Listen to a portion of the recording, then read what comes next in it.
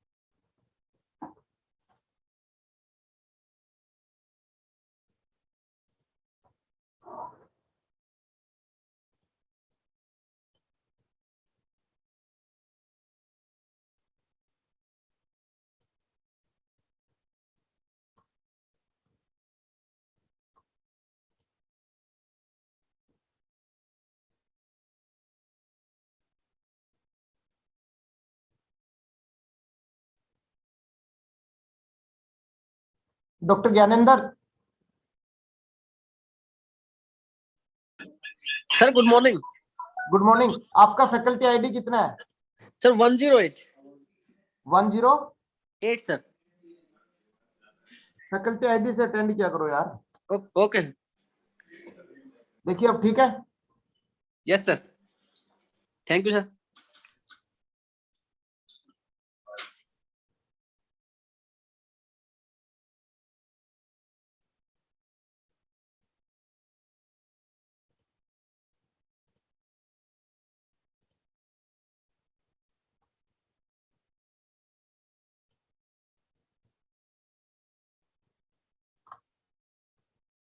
Yes, Monalisa. Hello. Yes, mister Ghosh. Sachchidanand Ghosh ji.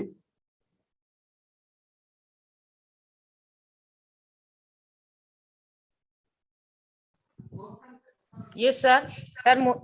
Sir, I am Mona Lisa. Yes, please check your name. Now it's fine, I think. Sir, again, sir, I can listen. Please check your name. Is it fine? Oh, আপনার F103 হয়েছে।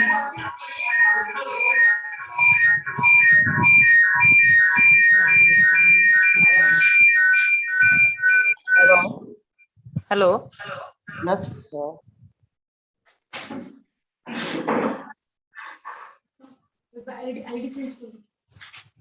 Sir, this is my ID F013. Okay, let me to correct it. Where it is? Mona Lisa Samol. F013. F013.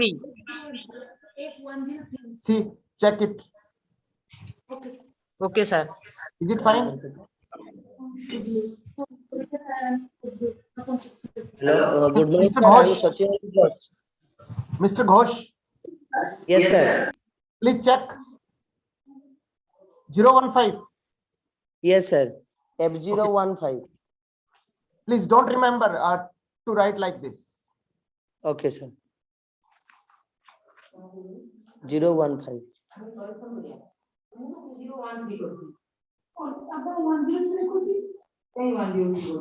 Who has joined us with F054?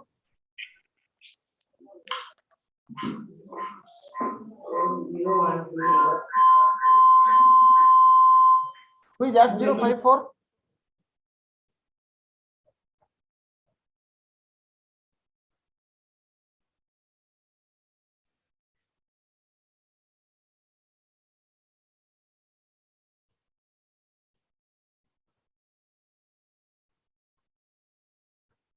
Yes, Ishu Monga.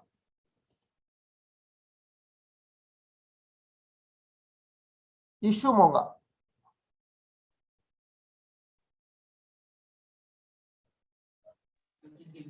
Good morning, sir. Yes, good morning.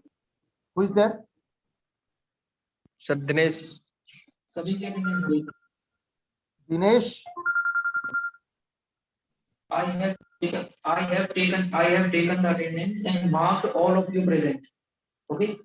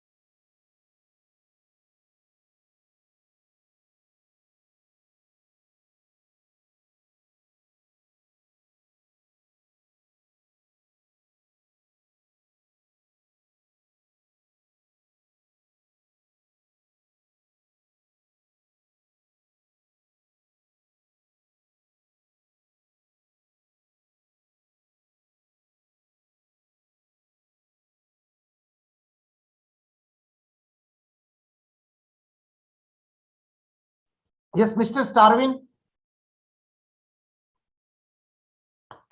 Mr. Starvin. Hello. Dr. Pradeep. Yes, sir. I think we can start now. Starvin. Okay. Okay, sir. It's 9:30 na? Hello. It's 9:35. I think we can start. Dr. Pradeep. Yes, sir. So, shall I start, sir? Yes, sir. Okay. I think we can start now. Starvin. Okay, okay, sir. It's 9:30 na? Hello. It's 9:35. I think we can start. Okay. Dr. Pradeep. Yes, sir. So, shall I start, sir? Yes, sir. I think we can start. Delay हो रहा है. Doctor विकास आपकी शायद sound is not clear. Yes. Yes, sir. My voice is audible. Am I audible? It's audible. Now, Okay. Dr. Pradeep, I think you can start with the brief introduction about today's speaker, Professor Vikas Rastogi from Delhi Technological University. Dr. Pradeep, please. Okay, sir. Thank you very much, sir. A very good morning to one and all. On the behalf of Department of Mechanical Engineering, Deen Bandhu Choto Ram University of Science and Technology, I welcome you all. So today we are going to start our second day of this 5 days ATAL FDP. Hope you have enjoyed the first day. So today we have very interesting 3 sessions on the topic of rapid prototype and toolings, dual and multiple materials in 3D printing and digital manufacturing by the different eminent speakers. Due to some reason, a little change in the schedule, Dr. Rupinder Singh will take our second session instead of tomorrow. So let's start our first session of the day. So it's a pleasure for me to introduce our first speaker of the today, Dr. Vikas Rastogi. He's a professor, DTU Delhi, who is going to talk about rapid prototyping and tooling. Professor Rastogi is a well-recognized figure in the academic and known for wonderful administrations and high achievements in his fields. Apart from this, he has molded the life of students and served the people with his kindness. Professor Rastogi has joined the Department of Mechanical Engineering of Delhi Technological University as a professor in July 2012. He did his Bachelor of Engineering in Production Engineering in 1993 from JB Pant University of Agriculture and Technology, Pantnagar. He has completed his Master of Technology in Mechanical Engineering in 1995 from National Institute of Technology, Kurukshetra. He did his PhD in the area of dynamic and modeling on extending Lagrangian Hamilton mechanics from Indian Institute of Technology, IIT Kharagpur in 2005. He has experience of 25 years at various positions at Sant Longowal Institutes of Engineering and Technology, Longowal, Punjab, and Delhi Technological University, Delhi. He has contributed 70 research papers in the area of dynamic modeling, simulations, and structural vibration in various international journals, and 75 conference papers of national and international levels. He has completed guidance of 11 PhD thesis and supervised 23 AMTech thesis dissertation in the area of design, dynamic modeling, simulations, and vibrations. He has supervised several innovative projects at DTU, which are Deltec, Baha, US DTU, and several others. Presently, he engaged in teaching and research on the design, rail vehicles, dynamic, rotor dynamic, robot dynamics, and mechatronic, besides guiding 14 PhD. He is in the panel of NBA for evaluating Tier 1 and Tier 2 institutes and peer experts of outcome-based educations, and delivers several talks and organizes workshops on NBA accreditations. He is in the editorial board of many reputed journals and international programs committee of various reputed conferences by SCS and IEEE. He has been Dean, Student and Welfare Member, and Coordinator of TQ3 at DTU, and also the Chairman of BTech Administration Committee in the 2014 and 15. So ladies and gentlemen, please join in welcoming Professor Vikas Rastogi. Welcome, sir. Over to you, sir. Thank you. Yes, yes, thank you, Dr. Pradeep, for your kind words. Thank you very much. And first of all, I would like to congratulate the organizing team under the leadership of Professor R.K. Garg to invite me for this ATAL FDP program. And really, the appreciation is due for the selection of the topic, because in this present time, additive manufacturing is one of the focus area. And when we learn the Industry 4.0, I think additive manufacturing is one of the pillar. So first of all, congratulations to the Professor R.K. Garg and whole organizing team to invite me for this session. As the title is itself clear for the FDP program, 3D printing and design. So today I will deliver on the topic rapid prototyping and rapid tooling with several case studies. So my talk is divided into 2 parts. First talk is basically deal with all the processes which are quite popular in the 3D printing area. And second half is related with the research topic, where few case studies will be discussed regarding the rapid prototyping. So I am just sharing my screen to you. And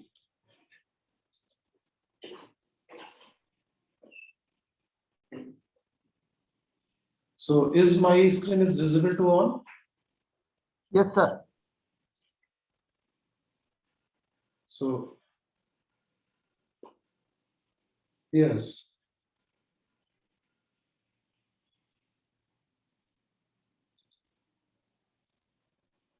So, this is the rapid prototyping and rapid tooling with several case studies.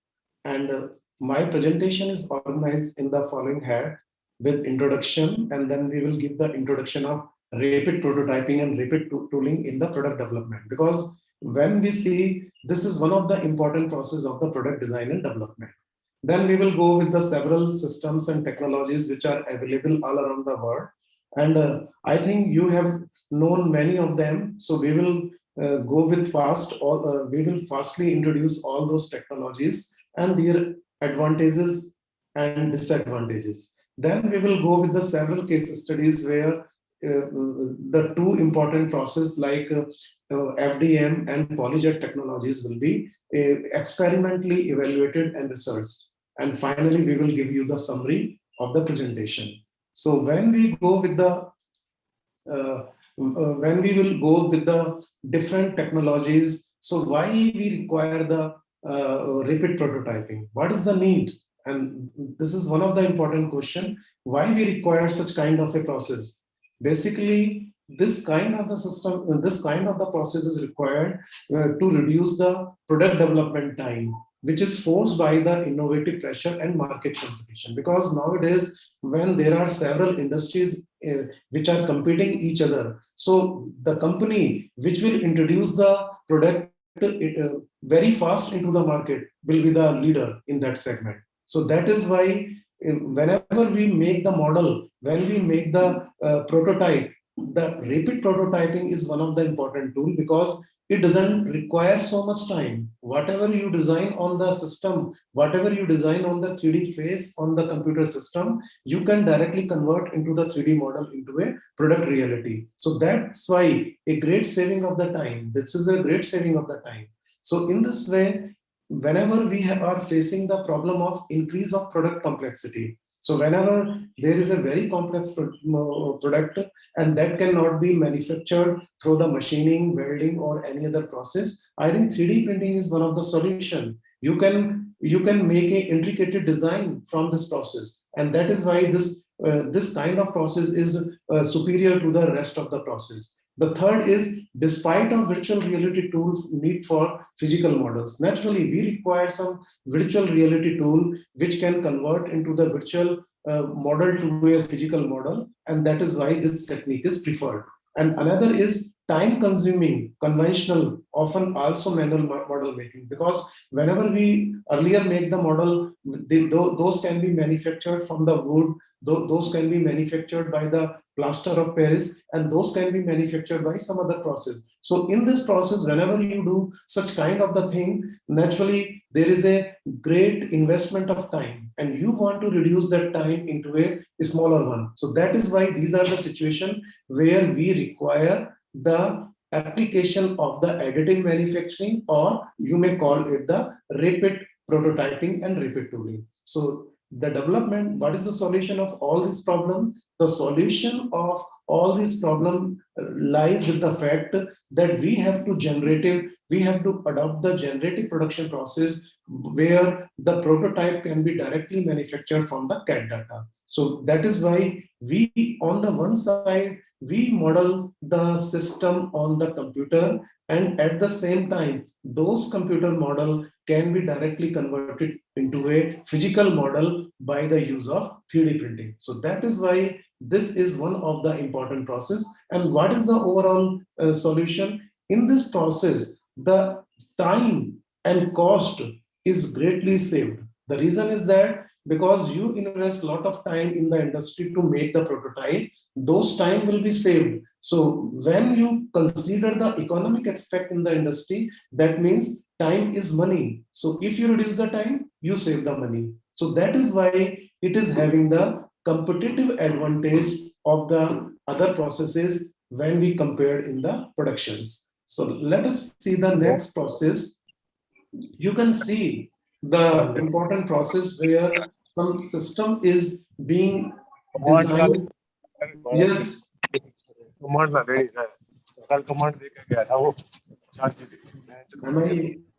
there is some problem? Are we having some problem? I think no, sir. It's okay, sir. It's okay. We have mute the participant.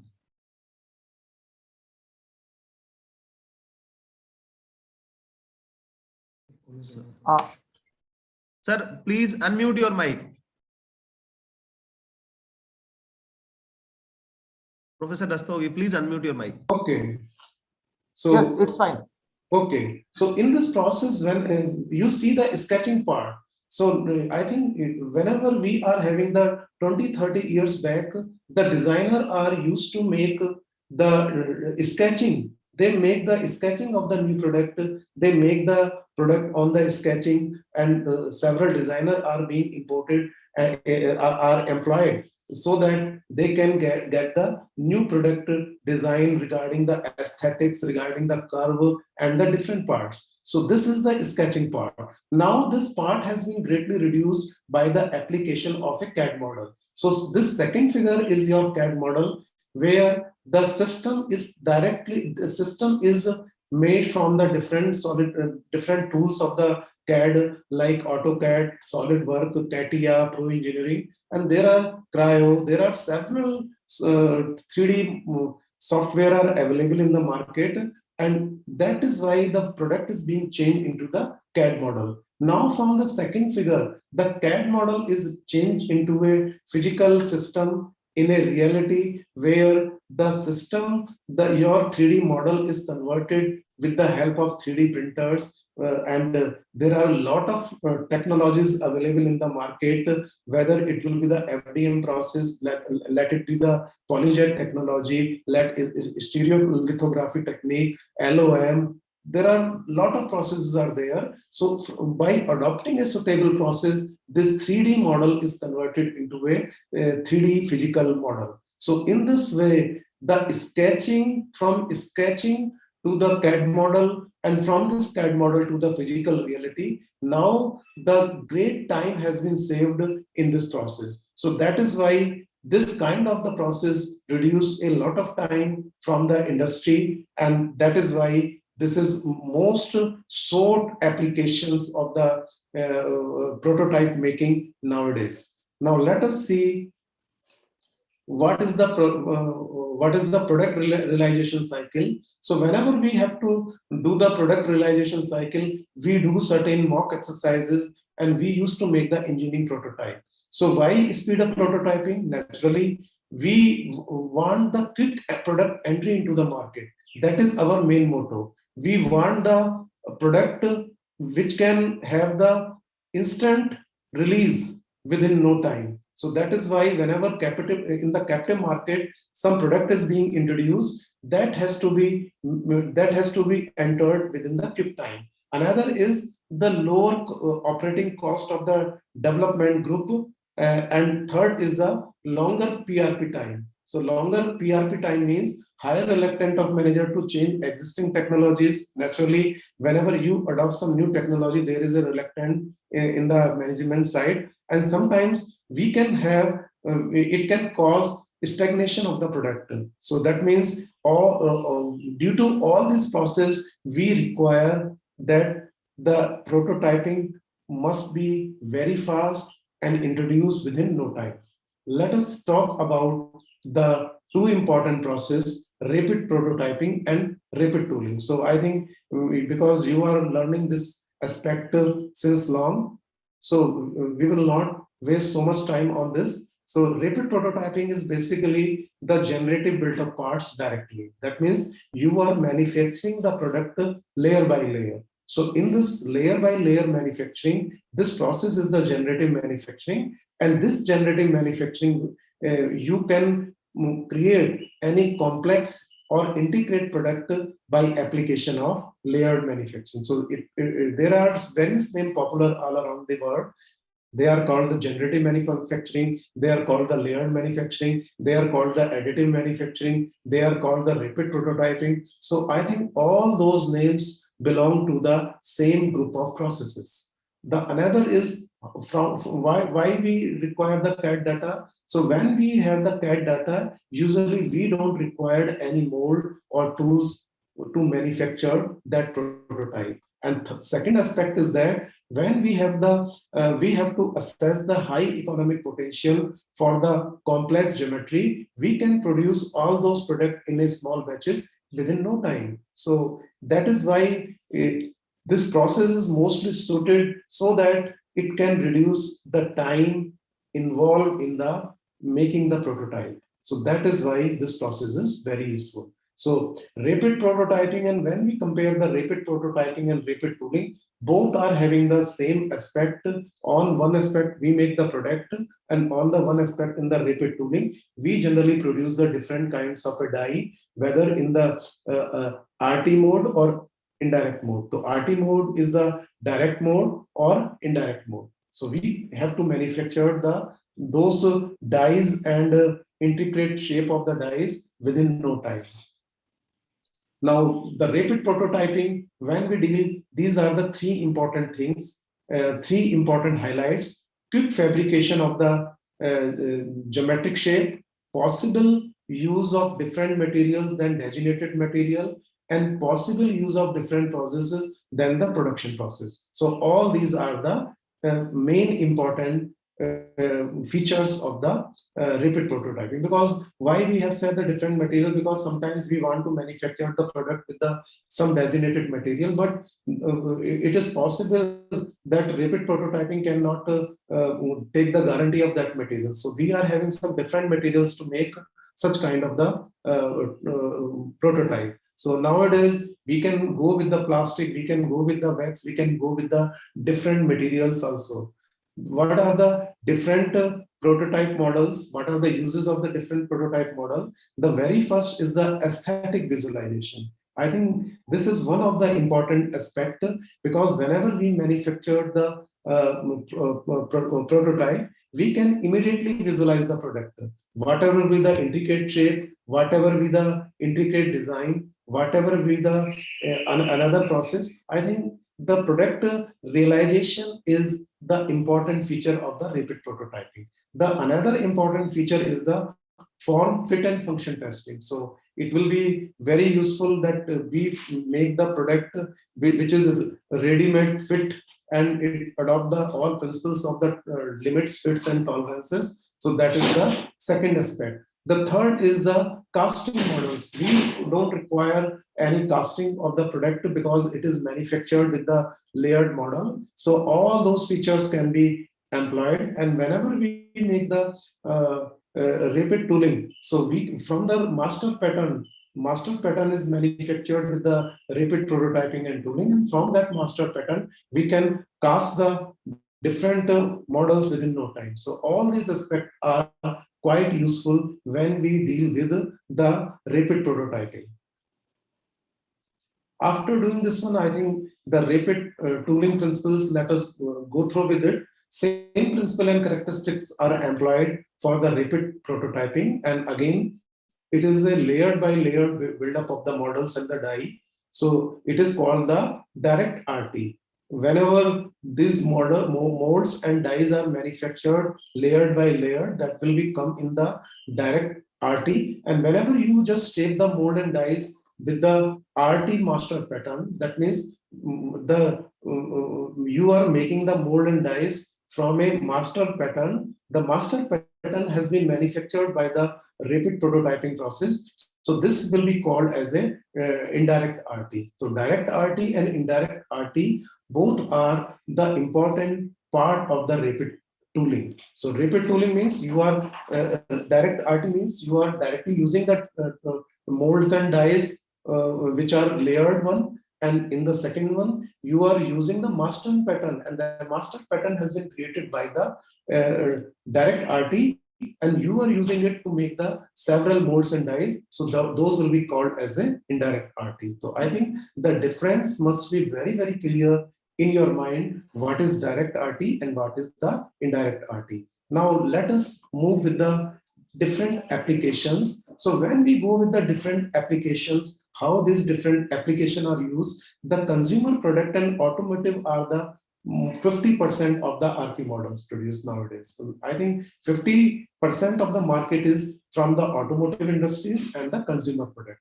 Now there is a great increasing trend in the medical areas, and those areas are quite popular nowadays in the pandemic period, and many of the medical industries are adopting this kind of a process, because in medical science, whosoever invented the first process, those will lead the globe. So in that way, the medical sciences, the application are increasing day by day. The other industries are the sporting goods industry, non-military marine use. So all these are the applications. So in this way, what are the overall summary of the application? Those are the consumer goods, automotive industry, medical, business machines, aerospace, others, military, and academic institutions. So I think academic institutions are doing a lot of research in this area, and this area is being popular all over India in many of the institutions, and this subject has been offered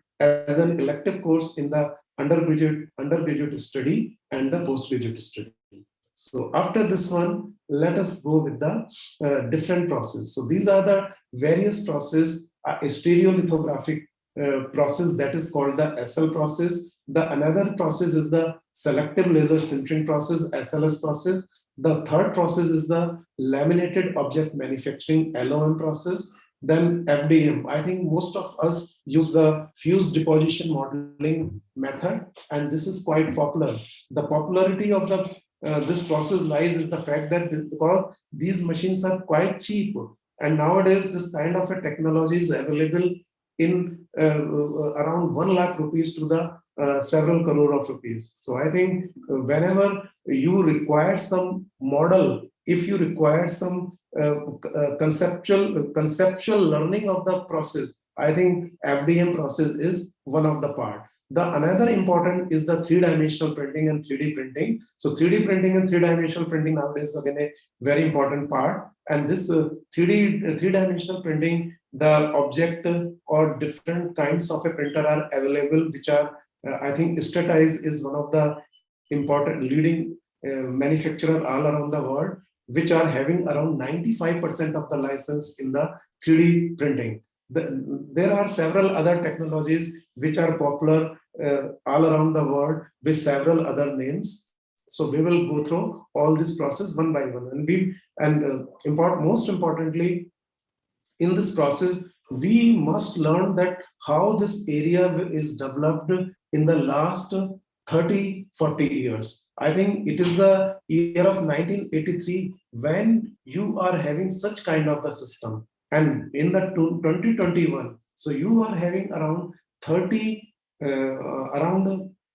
you can go around 21 and 17, around 38 years has been passed, and this process is now popular all around the world with different names. So first we will go with the stereolithography technique. This stereolithography is one of the example of the generative model making. Why we call it the generative model making? Because this is the first RP technology at all. So whenever you learn such kind of a technology, I think this technology is the one of the innovations of the which is one of the innovation which has been carried in the year 1984, which is being patented in 1984 and commercialized by the 3D System Insurance in 1988. So you can understand how much time it has taken after the patent to commercialize this process. So this process is quite popular I think at a certain period of time, and in India, there are the several research organizations, they are using the stereolithographic technique, one in Hyderabad, one in Delhi, and this process is being popular. But nowadays, whenever you are having the different other technologies, so it finds some inferior applications nowadays, because we are having some more significant technologies. So in that way, this process is quite popular. Now, after doing this one, let us see what are there in this process. In this generative approach, the production of part is made by addition of material instead of removal. So I think this is one of the major difference between the material cutting process and the material cutting process and the other process. Why we are having this kind of the feature? Because in metal cutting, you have to remove the material, and we got the material removal rate. But in this process, we have to adopt the addition of the material. So we have to add the material from a point with the help of nozzle, and in this way we create the layer by layer manufacturing from bottom to the top. So that means first bottom base is manufactured, and in this way we just create the height in terms of Z directions. So that is the generative approach. So this is easy manufacture of undercuts. We can make the undercuts. We can make a complex structure, and we can make an internal hole with this process. So now, what are the different realization of the stereolithography? Local solidification of light sensitive liquid resin, because in this stereolithography, we always use a liquid resin, and that will be called as a photopolymer process.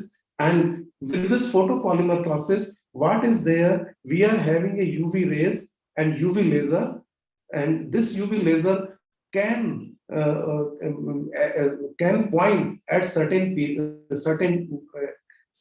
location, and that location will go through the solidification process. So in this way, as soon as we just scan the UV light, laser light at the different location, we just have the realization of the product. So scanning of the cross-sectional areas to be hardened with the laser focus. So as soon as we just focus the laser at the certain location, we must be able to create our product. So that is why this process is quite costly, because it requires some laser kind of the equipment, but it is one of the important process, and one of the you may call is the mother of all process in the rapid prototyping, and that is why it is important. So let us see with this schematic view. So schematic layout of the stereolithography machine is being given to you. So you can see here in this diagram, the photopolymer is being placed here, and you are having the scanner, and it is the you can see the part here, and in this way the scanner just focus the laser beam at certain period of time, and everywhere you are having a support, and this is the platform. So as soon as one layer is formed, the platform goes downward so that the next layer will be created. So in this way, the Z motion is in this directions, you can see. So what are the main components in this part? The main components in this overall structure is the exposure system with liquid polymer and table with Z drive. So we require only the drive in the Z directions. The why we require in the Z direction? Because as soon as one layer is completed, it will go down, the second layer goes down, third layer, and in this way. So we are not talking about 2 and 3 layers. There are several thousand layers with several hundred to the several thousand, depending upon the thickness of the product. So in this way, the whole product is being created by this process. So let us go with the few details of this one. So what are the process steps? Lowering of the table by the thickness of one layer, application of liquid resin. I think I have already gone through, scanning with the laser, and again lowering of the table. What are the support needed for this kind of the manufacturing process? Needed for the manufacture of undercuts, build a part similar to a honeybee structure. So I think we can get a honeybee structure from this process, which will be very accurate and very homogeneous kind of a thing. So what are the system overview? You can have all this stereolithographic process in this slide. I think this slide will give you the overall glimpses of the stereolithographic process. So first is the layer by layer curing of liquid polymer by a laser, control of laser by a scan mirror. What are the characteristics? High part complexity, higher accuracy, and support structure required. Now, the another important thing, what are the limitations and why, what are the materials required for this stereolithographic process? Only photopolymer of the different quality available.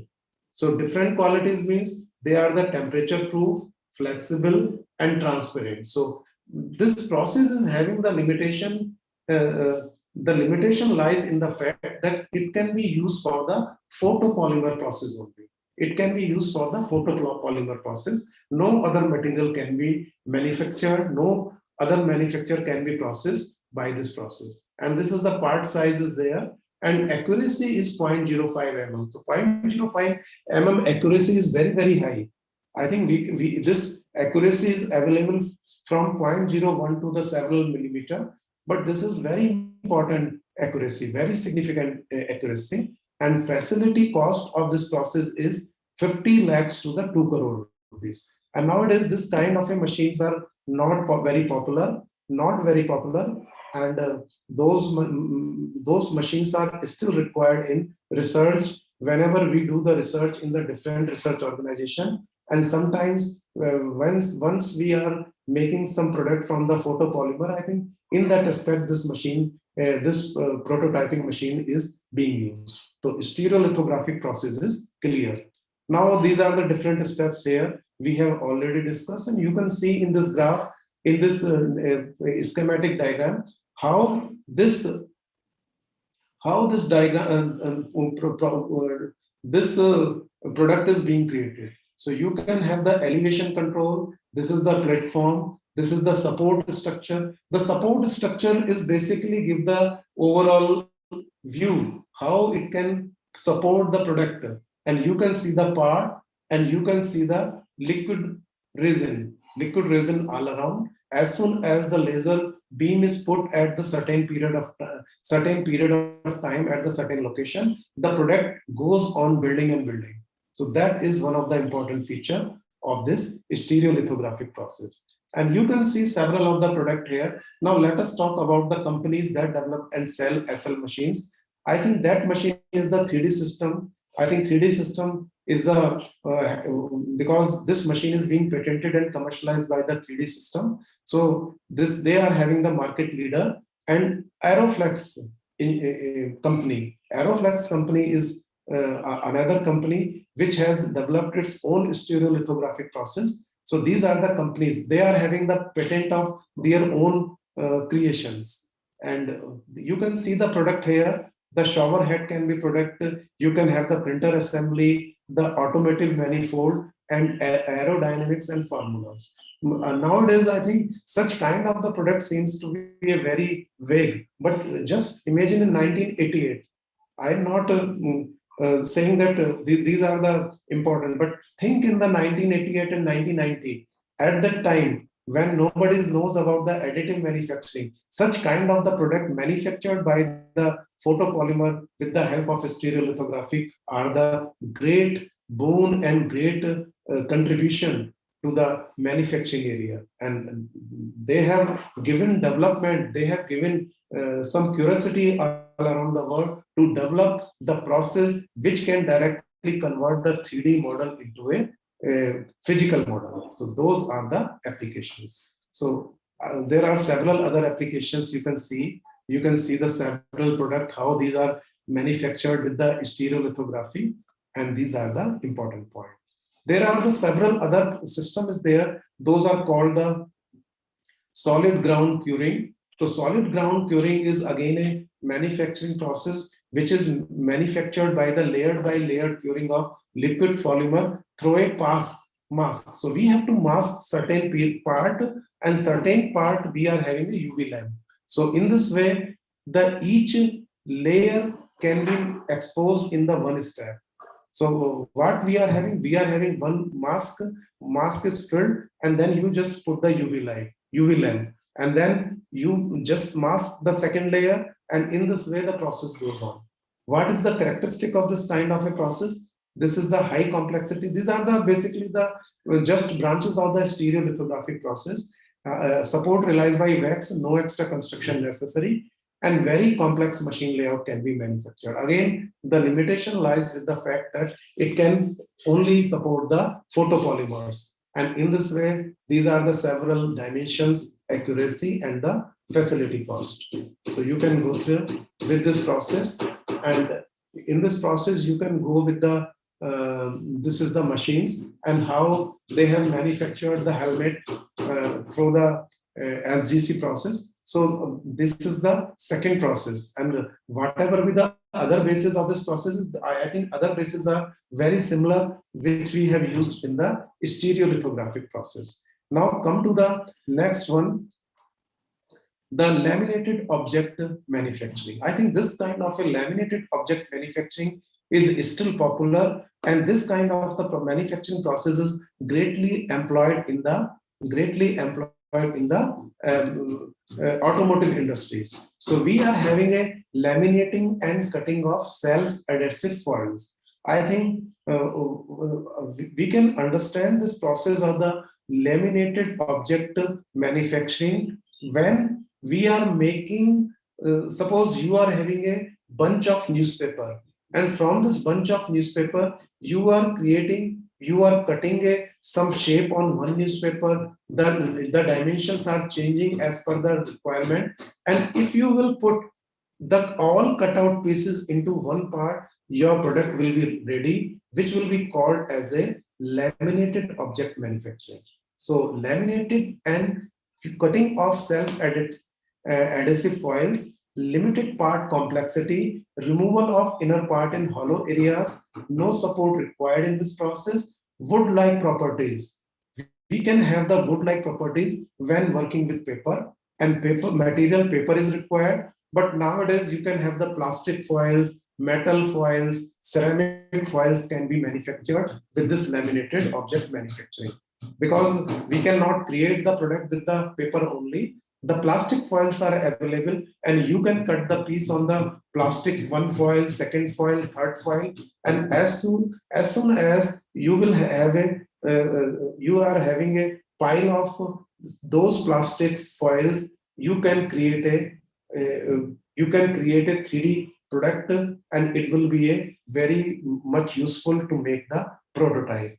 Now you can see the accuracy, and you can go through with the facility cost. The facility cost lies with the 30 lakhs to the 2 crore rupees.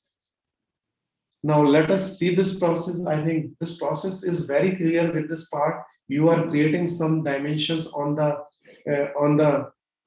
drawing, and with this drawing you are creating some model like this. You can see some wood-like structure you are making with this one, and after that you are creating the exterior of a car.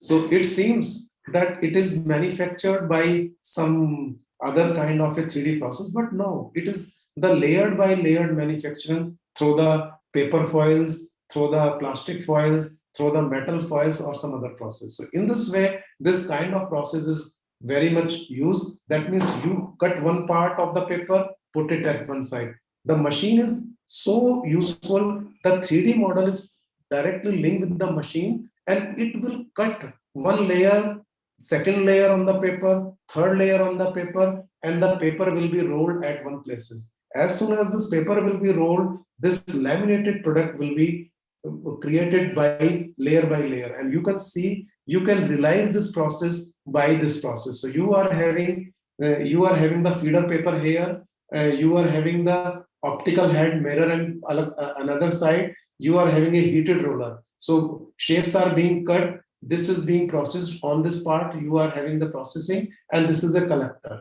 And in this way, different part is being created, and platform will be layered. So in this way, this is the cutout part. You can see this part, whatever shown here, it will be cut out here.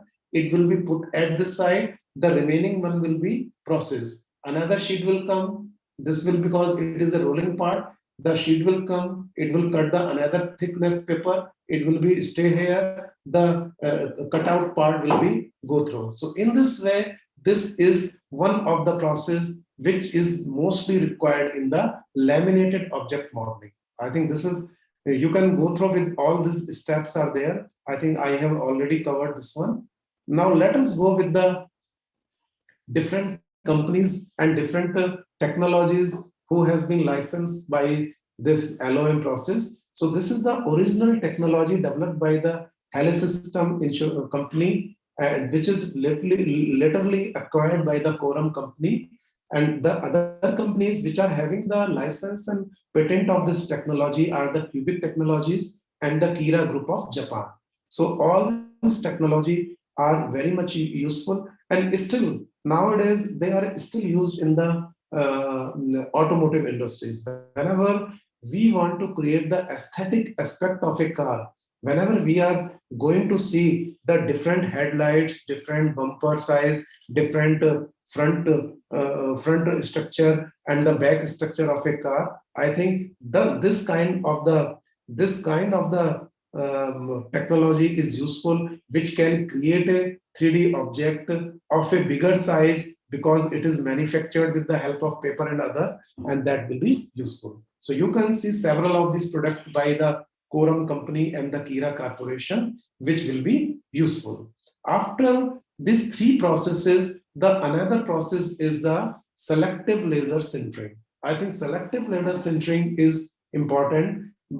I think all of you have gone through the sintering process in the powder metallurgy. I think most of you have learned the powder metallurgy in the metallurgy and material science. So selective laser technology is that kind of the applications which will be used in the 3D printing technologies. So what are the processes and principle?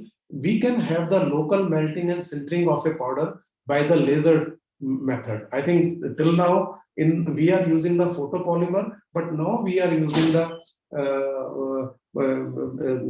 I think powder which can be used for the melting and sintering. So we can have the two processes, direct and indirect. The direct process is there when the powder particle melt together, and indirect process is there when the powder particle are coated with a thermoplastic. So that means the powder particle remain the same, and you are impinging the thermoplastic which bind together with the powder. So in this way, some structure is being created. So what are the characteristics? You can see the high part complexity can be made, and another is that means many material available. We are having, I think in this way, your application of the material, your material selection criteria is greatly enhanced, and burning out of the binder and infiltration might be required, and relatively we have the high porosity and surface roughness. And usually in this kind of the system, you don't require some support. I think no support is required. So you can see the product of this system. You can see some product of the system from this powder metallurgy. So with this powder metallurgy, we can create the different product. So in this line, the material can be wax, the material can be thermoplastic, the material can be metal. They can have the casting metal, and they can have the ceramics. And this is the maximum part size and accuracy which are possible. So this is the accuracy which we can acquire with this process, and this facility cost is very, very high. So you can see this process required from 1.5 crore investment to the 5 crore investment. I think when you are having some wax and thermoplastic, the cost is reduced, and once you require the metal, those costs will be 4 crore and 5 crore rupees. So you can go through the different steps here. I think I have already covered all those steps. So you can have the different aspect and the model of the laser sintering process. And this laser sintering process is, I think, greatly required in the various industries, and is still being popular in many of the automotive industries and the other research organizations, where we have to create some integrate part with the different materials. So let us see the technology, how this technology become popular all around the world. The first commercialized by the Professor Carl Deckard of UT Austin. So this process is being developed at the UT Austin and marketed by the DTM Corporation.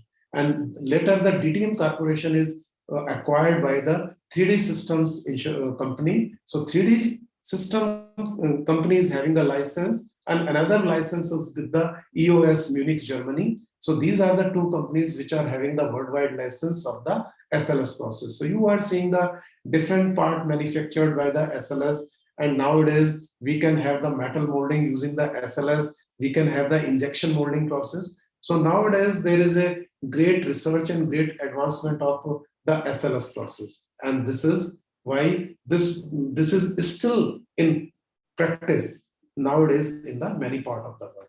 Now let us go with the another process which we are talking. I think this is the fused deposition method modeling. I think this process, most of you learn this process and how this process is being implicated. So let us talk about the process principle. This is the melting of a wire-shaped plastic material and deposition by a X-by plotter mechanism. So that is why it is called the fused deposition modeling. You are having a wire, plastic wire. The plastic wire is heated up at the certain part, and that part you have the liquid metal, liquid plastic, and liquid plastic is being flushed from the nozzle so that your product can be manufactured. So what are the characteristics? It has having the limited part complexity and two different material or part can be supported. Nowadays, there are such kind of the 3D printers with the FDM technology that you are having green wire, blue wire, yellow wire, red wire. So whatever be the part. So in a 3D drawing, you are having the different color combinations of the interior part, and those interior part can be shown by the three different colors of the wires, and that is why this process is greatly used. Now, what are the material required for such kind of a technology? Such kind of a technology required the thermoplastics, basically the ABS, nylon and wax, and this is, you can see here the accuracy. The accuracy is 0.1 mm. You can see, you can compare the accuracy with the stereolithographic process. In the stereolithographic process, the accuracy is 0.05 mm. So that is why we are compromising on the accuracy. But nowadays, 0.1 mm accuracy is also very good accuracy, and it can be appreciated. The facility cost is the 40 lakh. I think 40 lakh to industrial applications ke liye. Nowadays, this technology can be available at 1 lakh of rupees. Because I have seen a one company, I think the student can make such kind of a product in 20-30,000 rupees only. I have seen several of the UG student product in our university and several other university also. They have made this process in 20-30,000 rupees, and this process is quite popular. And I have seen the industrial companies, some industrial organization is there in Jaipur who are selling this kind of a FDM process in 1 lakh rupees, 70,000 rupees, 80,000 rupees. So I think this is one of the very cost-effective technology which can really show you the 3D printing in your campus. So that is the way. And as far as talk about the 3 crore of rupees, so you are having some industrial application. This depends on the size of the model, size of the application, and size of the product. Now you can see here the fused deposition technology. So you can see the different wires, rolls are here. You can see the nozzle. This is the extrusion nozzle. You are having the 2 rolls here, one roll A, one roll B. So one is supporting the part, another is supporting the support material. Why we require the support material? The support material is required because if we are manufacturing a hole, the support material is filled into the hole and the part material is filled around the in the main product. So integrate product can be supported by the support material and the part material. So you can see the product here. Here, this is the support material, and the red part you can see here the part material. And this is the foam base, and this is the jet direction. As soon as you will create a one layer, this base will be goes down. So in this way, you can have the manufacturing of one layer to the next of the layer, and in this way, the part is manufactured in a big way. And this is one of the important. So if you have the some more rolls, you can have the some more rolls at this place, and instead of 2 nozzle, you can have the 4 nozzle at this place. You can have the 4 nozzle at this place, and in this way, you can create some more integrated part with the different colors. So you can see here the FDM is patented by the Stratize. As I say, 95% of the FDM technologies is patented by the Stratize company, and Stratize just release several model which are for the industrial application and several model for the institutional application. So you can see the gear assembly. You can see how many colors are there. One color is yellow, then black, then green, then it can be the white color. So in this way, you can have the different roles of the wire, and in this way, this kind of the product can be manufactured.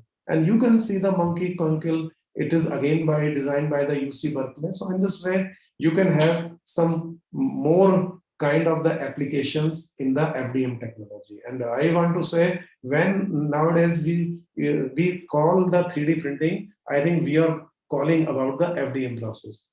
क्योंकि सबसे ज्यादा जितने भी institutions हैं FDM process में ही है. I think कहीं कोई दूसरी process हो या ना हो, लेकिन FDM का कोई ना कोई आपके पास equipment मिल जाएगा. So I think this is most popular technology all around India, all around globe, and all around institution.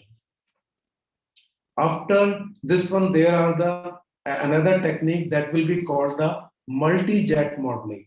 The multi-jet modeling is layered by layer deposition of the molten plastic. It is sometimes called the polyjet technologies. And I think in DTU, we are having the polyjet technology, multi-jet modeling system. And in this system, you are having the molten plastic droplets are there, and they can have the cartridges like as we are having the हमारे जो printer में cartridge होती है उस तरह की cartridge इसकी होती है. So what we used to do, उसकी कार्ट्रिज को जैसे ही फिट करते हैं उसमें this is having the liquid material, and this liquid material is being impunged through the nozzle, and in this way the plastic droplets through the nozzle can create a layer by layer manufacturing, and in this way the product is being created. Design a 3D network printer for concept model, thermopolymer based on paraffin, and these are the directions are there, part size is required, and you are having the DPI size. You can have a DPI size of the what is the dot matrix created in the part, and this is the cost. 30 lakh rupees and more can be available with the multi-jet modeling. So you can see some multi-jet modeling systems like this, and in this way how the part is being created through the liquid polyjet systems, and in this way the product is being manufactured. So all these technologies, after these technologies, we can have the 3-dimensional printing. The 3-dimensional printing is the I think this is the 3D printing. So 3D printing is the one of the branch of a various additive manufacturing, and usually FDM process को भी हम 3D printing कहते हैं, stereolithography को भी हम 3D printing कहते हैं, but 3-dimensional printing is the another aspect. So local bonding of starch powder by a binder using a liquid jet. It is the patented technology of a MIT. So I think MIT has created this kind of a technology. And what are the important characteristics of this process? Very high building speed is possible, easy handling is possible, binder availability in different colors are available. You can have the infiltration necessary idea of the fast visualization. So all these processes are quite useful to create. All these processes are quite useful. All these are characteristics are quite useful. What are the material? You can have the starch material, and you can use the ceramics and metals also. The part complexity, you can have this part complexity 200, 250. So these are the dimensions available. As soon as you will increase the dimension of the product, you will increase the size of the machines. And facility cost can give you 30 lakhs to 50 lakhs of rupees. So after this one, I think this is the process here you can see, and this is the 3D printer which is manufactured. So 3D printing machine is here. So it can be the polyjet technologies, it can be the another kind of a technology. So in this way, you can see how the mobile cover has been manufactured, how the interior part can be manufactured by the 3 different kinds of the cartridges using with the different colors. You can see the different colors here, and this can be manufactured in that way. So after doing this one, this is the process here. This is the process, how this can be manufactured. And you can see how this can be manufactured with the spreading powder from one layer to the another layer. So in this way, nozzle is being moved from one directions to the another directions, and the layer is being created. And in this way, you can have the different part. So these are the different parts which layer of the powder spread on the platform. Then you require the inkjet printing head drop, deposit drop of the water glue, the table lowered by the layer thickness, new layer of the powder, repeat this step and shake powder to get part. So all these steps are being repeated again and again until the required height, required dimension is achieved. So you can see some of the product here. You can have the 3D printing. Jet Corporation is one of the companies. Soligon is one of the company. You can see the product here. You can have the engine manifold of the GM General Motor racing car. So you can see the different product here in this diagram. Now you can see the another companies, another process are there. These are the laser engineered net solutions of the shaping. So this technology is developed in USA. So again, I think the important feature is that if you learn the 4 or 5 basic processes, I think all other invented processes are invented from the another process. So somewhere you can have the advantage of layer, somewhere you are having the advantage of the powder, somewhere you are having the advantage of the liquid polyjet, and somewhere you are having the advantage of the wired manufacturing. So I think in that part, you can have the advantage of any of the process and mix those processes to create the new one. So I think all this process, whether it is the laser engineering net shaping, it is again laser is taking from the stereolithographic, and another process is taking from the 3D printing and the FDM process. So in this way, the process is being created. You can see the different parts here. So after doing this one, I think we have obtained a good glimpses of the process which are being manufactured by the different processes. Now we are having the rapid prototyping, rapid tooling process. So rapid tooling also are having the same processes. We need not to cover all those one. So all those processes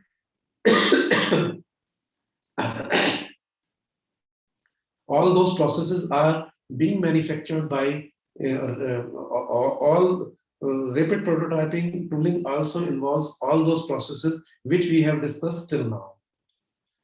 So I think rapid prototyping model, how this model are being created. So these are repeated cross-sectional operations and 3D CAD model is required. So cross-section of the complex surface, you require the computationally slow, and typical Allen process surface accuracy is low. So approximation model is used. So that is why the file format is the STL format. So STL model is a triangulated model, and in this triangulated method, the surface model are being created so that it can give you the overall glimpses. So what is the file format of the 3D printing and the 3D process? it is the STL format. So any format can STL format can give you the overall advantage of the few things. So what are the importance of the STL format? All commercial CAD system can convert it into 3D model. User specific accuracies are there. It is very highly accurate process. Many small triangles can be manufactured. So if you are having so many triangles, that means a larger file is being created. And when you are having some good triangulations of the object, that means you can create a very important 3D object which can have the high density, which can create a high, that means the material can impinge each and every part. That means it is just like you are increasing the DPI of a 2D photograph. So what are the STL rules in that aspect? It can have the surface of the arbitrary genus, object can have the holes, multiple shapes, shells can allowed simultaneously, surface must be closed, and we have to apply the vertex to vertex rule. So you can see here, this is one vertex to vertex, this vertex is here. So next vertex cannot be drawn from any other point. It can be started from the initial point. So you can see this is one vertex, this is another vertex, this is the next vertex, and this is the next vertex. So in this way, this whole drawing is being created.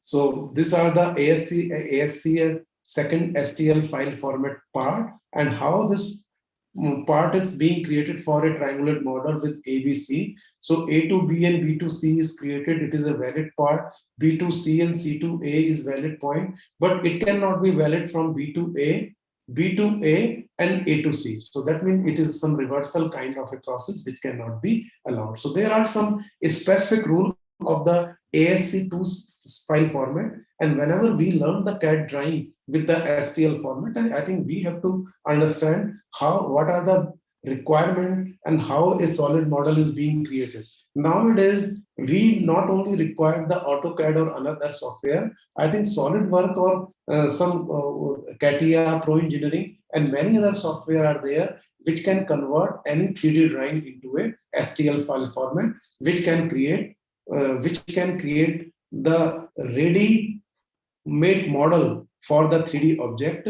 which can be fed into the machines of the 3D printer, and which can create a drawing, which can create a physical systems.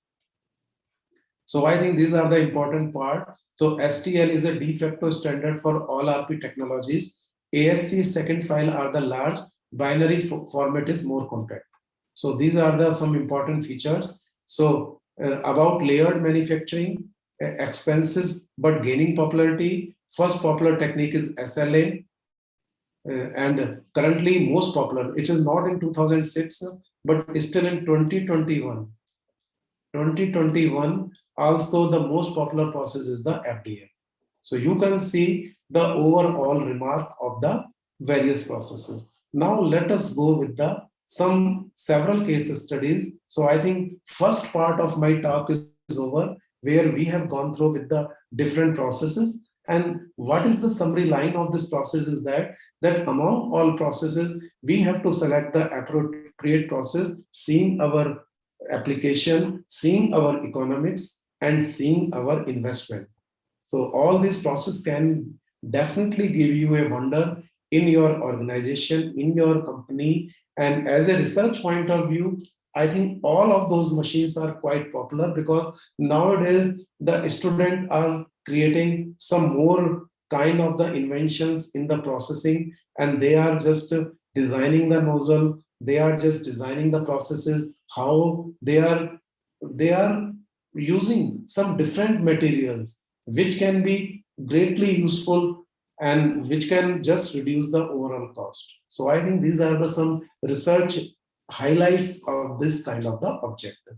So after doing this one, let us go with the several case studies. So with this part, I think we will go several case studies which can be applied on the rapid prototyping. So first we will go how we can, what are the important things are required.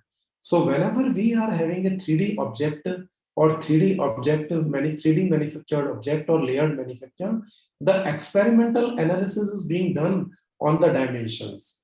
The very first feature is the dimension, because we want to check the dimensions, whether the dimensions which are required in our design, whether it is meeting with the part. So we can check the flatness, we can check the cylindricity, and we can have the dimensional accuracy. Why we check the cylindricity? Because whenever we create the internal hole can be sometimes with the oval shape. So ये oval shape क्यों हो जाती है, किस तरीके से हम cylindricity को check करें, तो ये सबसे पहला experiment होता है. तो whenever the student used to take part in the different 3D research, this is one of the research is being done on the flatness. So we have done for the FDM component, and FDM component we have selected some automotive component so that we can check whether our machine is working properly, whether our design which we have made on the 3D model is working appropriately. The second is we want to optimize the process parameters with the help of RSM technologies. The third object is, again, we have to check the experimental investigation of the surface roughness and flatness. So again, we have taken the next technology that is called the polyjet component. So I think polyjet component, you just go through with the previous slides where we have talked about the multi-jet injection, multi-jet modeling, then 3D printing. So those are the polyjet technologies. After doing this one, we are having what are the methodology to improve the part strength, because whenever the 3D object is there, the 3D manufactured object is there, how we can increase the part strength, because we have to go through with the several kind of a testing, like UTM machines, we are taking the compressive testing, we are going with the several other destructive testing. So how you can increase the part strength is one of the important aspect. And again, you can have the control methodology for clearance of the matting part, because once you are having two matting parts, so how you can control the clearance, because clearance is very much required. The appropriate clearance is required between the two matting part so that the two surface can move each other. So that important aspect is the different cases. So all these cases can be studied in this future slides, which we can go through, and you can find some of the work which is already published in the Rapid Prototyping Journal, the CRP Journal of Manufacturing, because this work is carried out by my student Nagendra More and myself, and we have created several research objects on the 3D printing, and those are based on the FDM component and the polyjet technologies. So let us go with some research part. So I don't think we require such kind of an introduction now, because it is we have gone through all those aspects. This is the product fabrication approaches which are being shown here. So you can see here the machining process here. You can go through with the joining process here. You can go through with the forming process. So you can see the forming process here. And this is the layered by layered manufacturing. So you can see how many you are having the 1 layer, 2 layer, 3 layer, 4 layer, 5, 6, and 7. So in this way, we can have the different method of the product fabrication. So now I think whenever we have learned the production technologies during our UG program, so we know only the 3 processes. We generally know the 3 processes: machining, joining, forming, and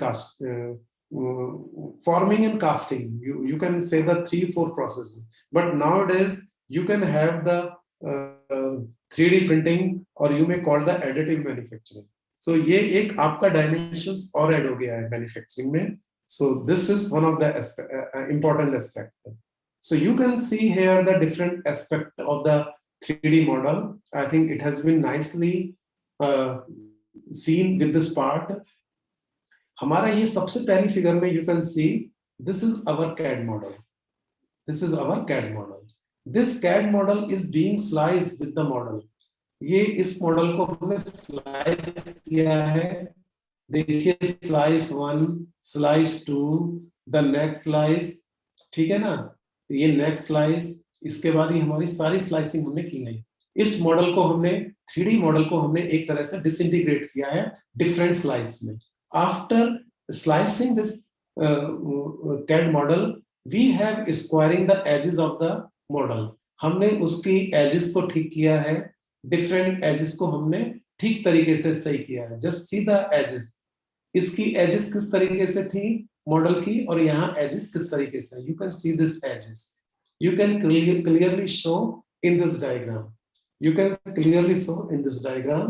So after doing this one, what we have done like this, we can see here, we have the staking.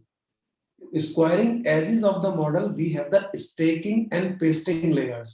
We are just staking and pasting all layers, and which can create this kind of the prototype. You can see stair wise layer हुई आपकी है, क्योंकि हमने इनको square किया है edges को, और उसके बाद हमने स्टैक किया है.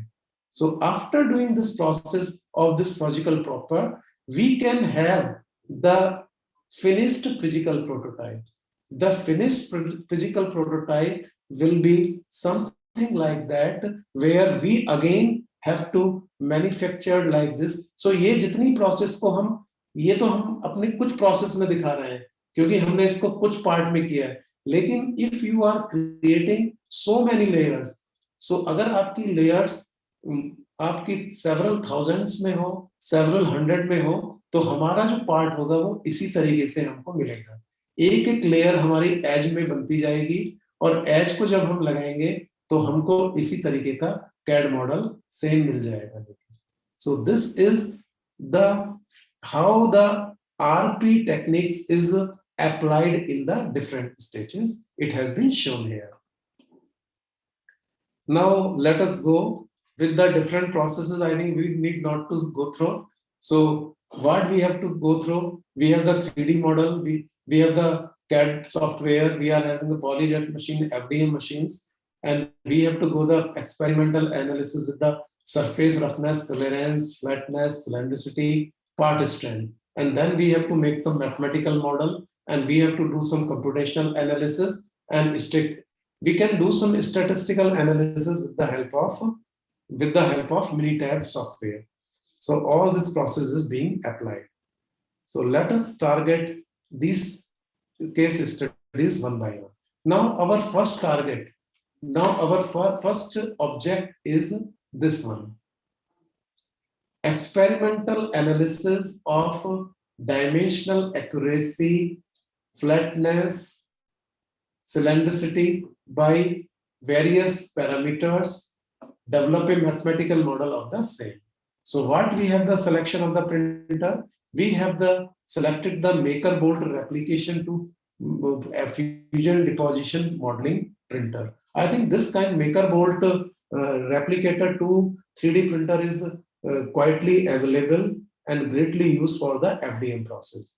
Now this can make the product of the PLA material. क्या क्या हो सकते हैं इसमें? It can have the PLA material, it can have the ABS material, it can have the PETG material, and it can have the PC. जितने भी सारे material हैं वो सारे plastic, thermoplastic based material हैं, और उन base में हम कर सकते हैं. In this richer one, we have used the polyacetic acid. PLA material. तो इसकी full form है polylactic acid material, was used as a built material and support material for the fabrication of the sample. PLA, why we have used the PLA? The PLA material is a biodegradable. It has the less greenhouse effect. It has the less gas emissions, and it can be easily recycled. Nowadays, I think most of you understand. Nowadays, from the sustainable point of view, we require some sustainable manufacturing. And when we are having the sustainable manufacturing means the zero emissions.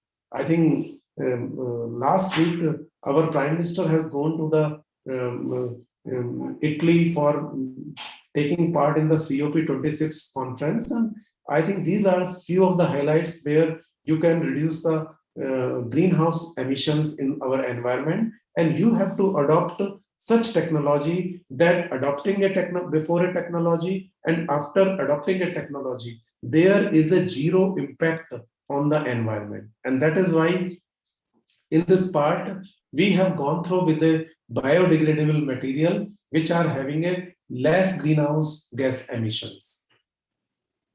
So you can go through with a selection of a specimen. So you can see that we have adopted a product like a connecting rod. So I think connecting rod is one of the important part in the IC engines and in the automotive industries as well.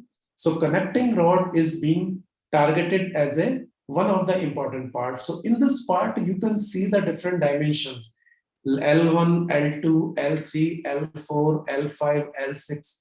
So all these are the dimensions. So these are the linear dimensions we can have.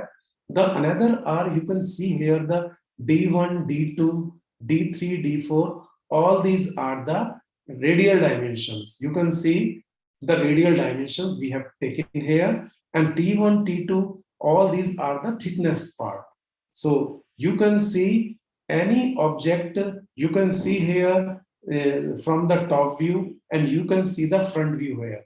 That means it is the 2D drawing of an object of a connecting rod. So in this way, these are the selection of the specimen geometry, so that we can create a 3D model, and this 3D model we can go with a 3D object. So we will go all this research one by one. You can see, so you can see a 3D model of a connecting rod. I think we have manufactured, we have gone through with a 3D CAD model, and this 3D CAD model is being done with the SolidWorks, and you can adopt any other 3D software. There is nowadays there is a variety of software available. As I told in the starting of the class, they are available in a big way. Now after doing this one, let us go with the slice models. So this model is being sliced into the several layers. So this is the slide model of a connecting node. So you can see how this model can be converted into the different slices. Now after doing this one, you can see the process parameter and their label. So whenever we are just going with the research, we have to adopt several labels. So we have adopted a 3 label, and these are the process parameter. The very first parameter is the layer thickness. So layer thickness can be measured in the micrometer. Micrometer में हमने measure किया है layer thickness को. The second is the infill pattern. कि आपका infill का pattern क्या है? How you are infilling the pattern. It is a linear model, whether it is a hexagonal model, and whether you are having a star fill model. The orientation, how you are orienting the object, how you are placing the object into the 3D work base. So that will be, sometime it will be flat, sometime it will be the edge base, and sometime it will be inclined at a 45. So 3 inclinations we have selected. Then infill density. What is the density of the infill? The infill density selected 20. We have the infill density 40 and infill density 60. So all these are the 4 parameters, and there are the 3 labels. So this is the process parameter which we have selected in this experiment. So you can go through with the orientation specimen of the FTM platform. So you can see the A figure, it is a flat type. So in this way, you can see the green object which you are seeing here. This green object is the flat material, it is the build material, and the orange color or yellow color you are seeing the support material. Why we require the support material? I told you that why we require the support material, because this kind of a support is required because this 3D shape requires some integrated pattern, some complexity of the part is there, and some inner holes are there. So to cover up that holes, we require that support material. The second is you are having the edge base. So that means you have whatever the flat is here, you can make it in this edgewise. So you can see the figure that it is, you can see in the front view, and you can see it is placed in a top view position, and built up material will be in this shape, and support material you can see with this yellow color. And inclined, here you have inclined the object in this 45. So that means it is being manufactured at 45 degrees. So how you are placing the object in this 3D shapes on the computer screen, it is manufactured in the same way on the 3D printing machines. Now we have selected the linear pattern for infill density, infill pattern, then hexagonal pattern, and the macron star fill pattern. So these are the different types of pattern fill are available on the several machines, and sometimes we have to adopt on the machines. Now after this one, we can have the Taguchi L9 array. You can see the experiment 1 to 9. We have done the L9 orthogonal array, and factor 1, factor 2, factor 3, and factor 4. So in this way, I think, so once you know the RSM method or the Taguchi method, I think most of you understand this methodology. After doing this one, you can have the measurement of the dimensional accuracy. So how the manufactured product can be,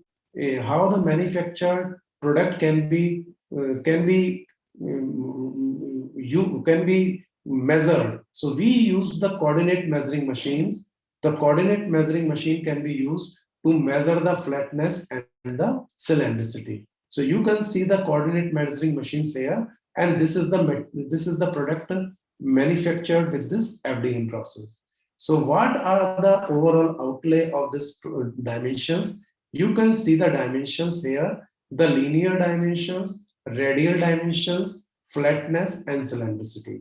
So these are the measured value through the coordinate measuring machine. So as you know that we have the 9 experiment we have done in the L9 array. We have made the 3 replicate. So 9 into 3, how many models we have created? We have made the 27 model. So you can see the linear dimensions here. You can see the linear dimensions here, 200, 159. So all these linear dimensions are being created. You can go through with the radial dimensions. I think I have shown in the figure as well. These are the radial dimensions. These are the linear dimensions. And these, you can see the flatness of the object. You can measure the cylindricity of the object. The cylindricity is measured at the 2 places. The cylindricity, whenever you create a hole, it can be measured at the 2 places.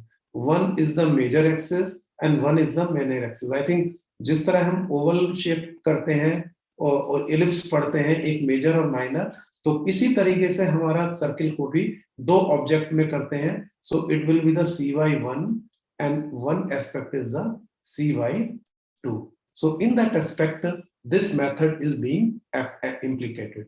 So you can go through the overall SN ratios, which has been, how the data is being done on the mini tab. So you can go through with this average value of cylindricity, average value of flatness, average value of average error in the linear dimension, average error in the linear dimensions. And in this way, this SN ratio is being generated for the different part.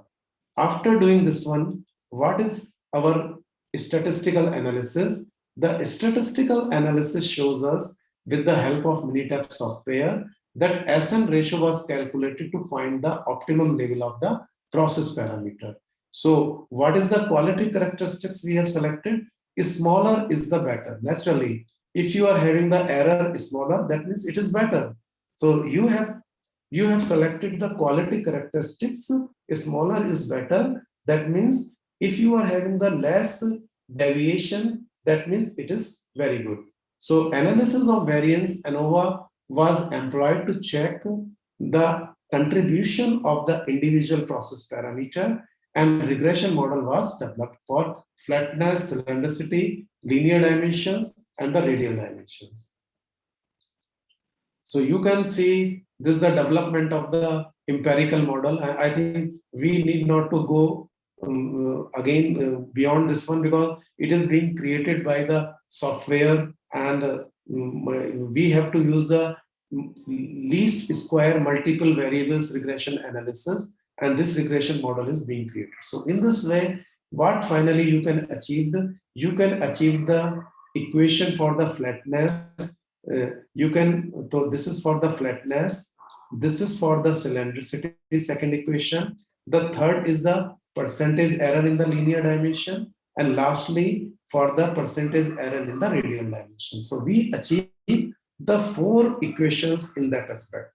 So as soon as you will go through, you can see how such kind of this model we can experimentally and statistically analyze. So in this way, we can go through with the ANOVA testing for the flatness, and in this way, we find the value f value is 9.604, and in this way, the model find to be adequate. So I think all of you whosoever understand the statistical measure and who have gone through with the ANOVA technique and who have used the Minitab software or design software or SPSS software, he can understand how the p values, f values, and other values can be calculated. So in this way, we have calculated for the flatness, we have calculated for the cylindricity, and we have calculated for the linear dimensions. And in this way, all where the model is found to be the adequate. So I am not going through the detail of the statistical process, but in this way, you can understand how we can analyze the model through the statistical value.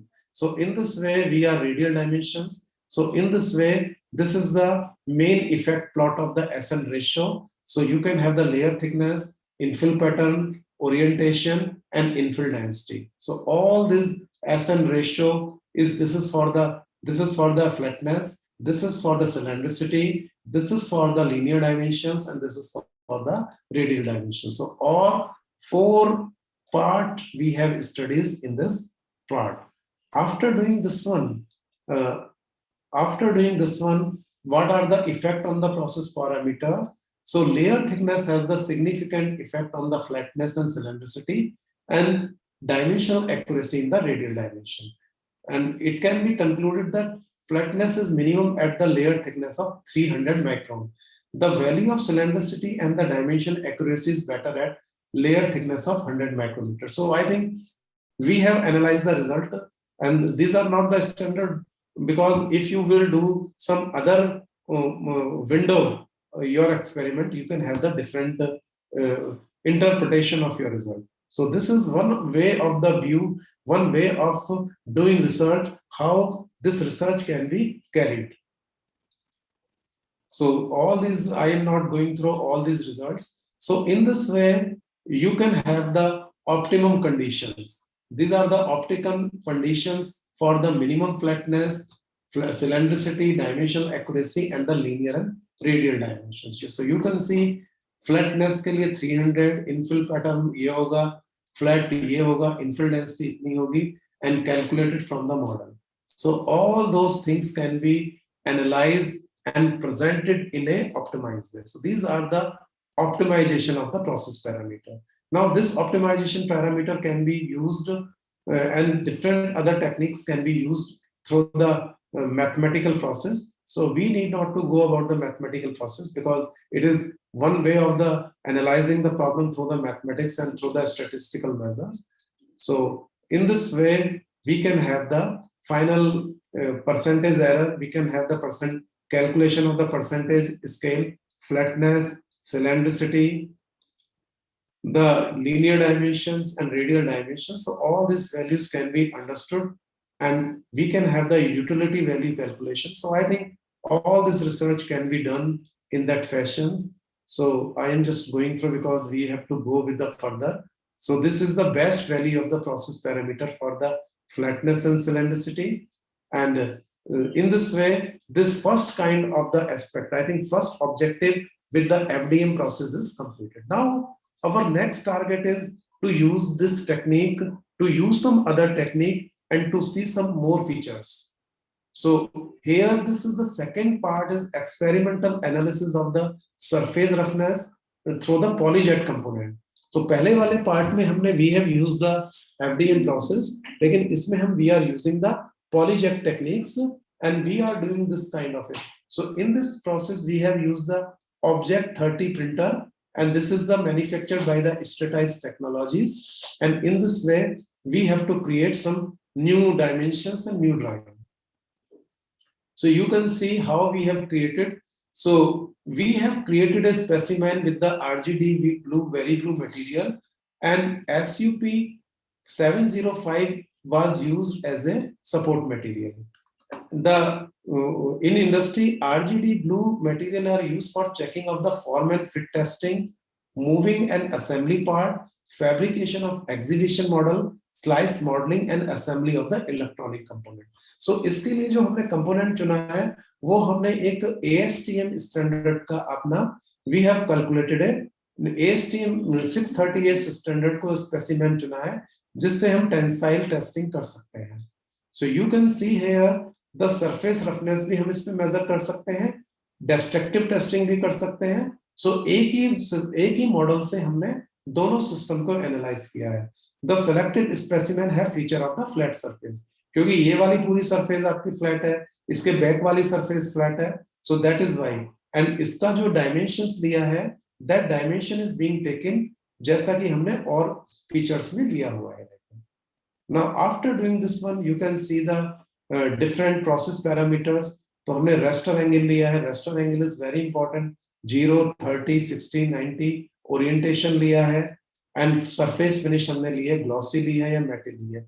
इस base पे हमने design table बनाई है, experiment 8 experiment किए हैं, और उसके बाद हमने 3 उनकी लेवल्स लिए हैं, रेस्टर एंगल के, ओरिएंटेशंस के 2 लेवल लिए हैं, इसके 4 लेवल लिए हैं, इसके 2 लेवल्स लिए हैं, और इसके 2 लेवल्स लिए हैं. After doing this one, we have used the micro XM का 3D optimal 3D optical surface profilometer we have used, because it provides a very precise non-contact kind of a high resolution object with the 3D profiles. So इसको हमने smooth surface और rough surfaceness के लिए use किया है, और उसके बाद we can get the different values of the surface measurement, or the measurement of flatness can be done by the coordinate measuring machine. So after doing this one, these are the some measurement of the RA value, RP value, RY value, RT value. So these are the surface measurements. I think these are directly taken from any of the archival sources, so no need to worry about this one. This is the root mean square value, RZ value. So how this RZ value is being calculated, that is there. So in this feature, we can see here, we have taken all these experiment, all these values. So these are the experimental result of the surface roughness. And these are the different profiles which we have generated with the surface roughness profilometer. So you can see, I think the curve is clearly shown, but whatever will be in the windows, so the window is giving you the value, and that value we have directly put in this table. ये table में जो value लिखी हुई है, वो यही values यहाँ पर लिखी हुई है जो आपको दिख नहीं रही है. So it has, I think 4 figure has been merged here. That is why it is having some less resolution. So you can see all these figures, and in these figures you can see here the different part. What is the error value? What is the FY value? And raster angle is being changed with 0 degree, 30 degree, 60 degree, and 90 degree. So how the things can be changed? The things can be changed. How you can have the main effect plot? The main effect plot can have the main effect plot can have the SN ratios, and for the RA values, and smaller is better is the, again smaller is better is the quality features. So in this way we have understood the percentage contribution of the process parameter for RA. The surface roughness is the major criteria, the orientation is the second criteria, and raster angle and the error, all these are the miniature criteria. So in this way, 94.4% contribution is from the surface finish and the orientation.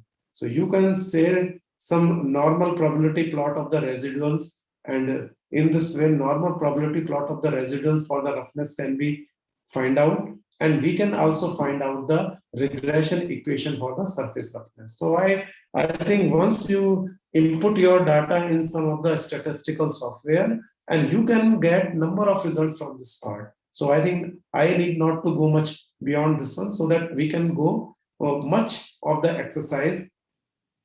So this is the summary of the exercise we have already discussed. This is the flatness of the polyjet component which we can go through. So all this, so polyjet component mein, what is the flatness ke liye kya contribution hai? Orientation is important. Orientation is having the 69%.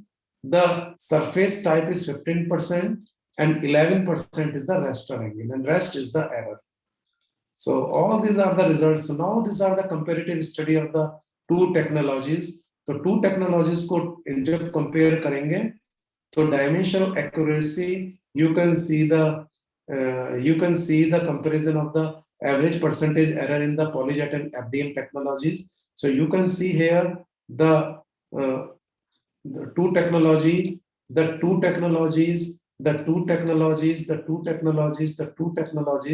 and the two technologies. How you can go with the different technologies, how you can go with the dimensional accuracy. So I think this is only the plot. This is for the form plot.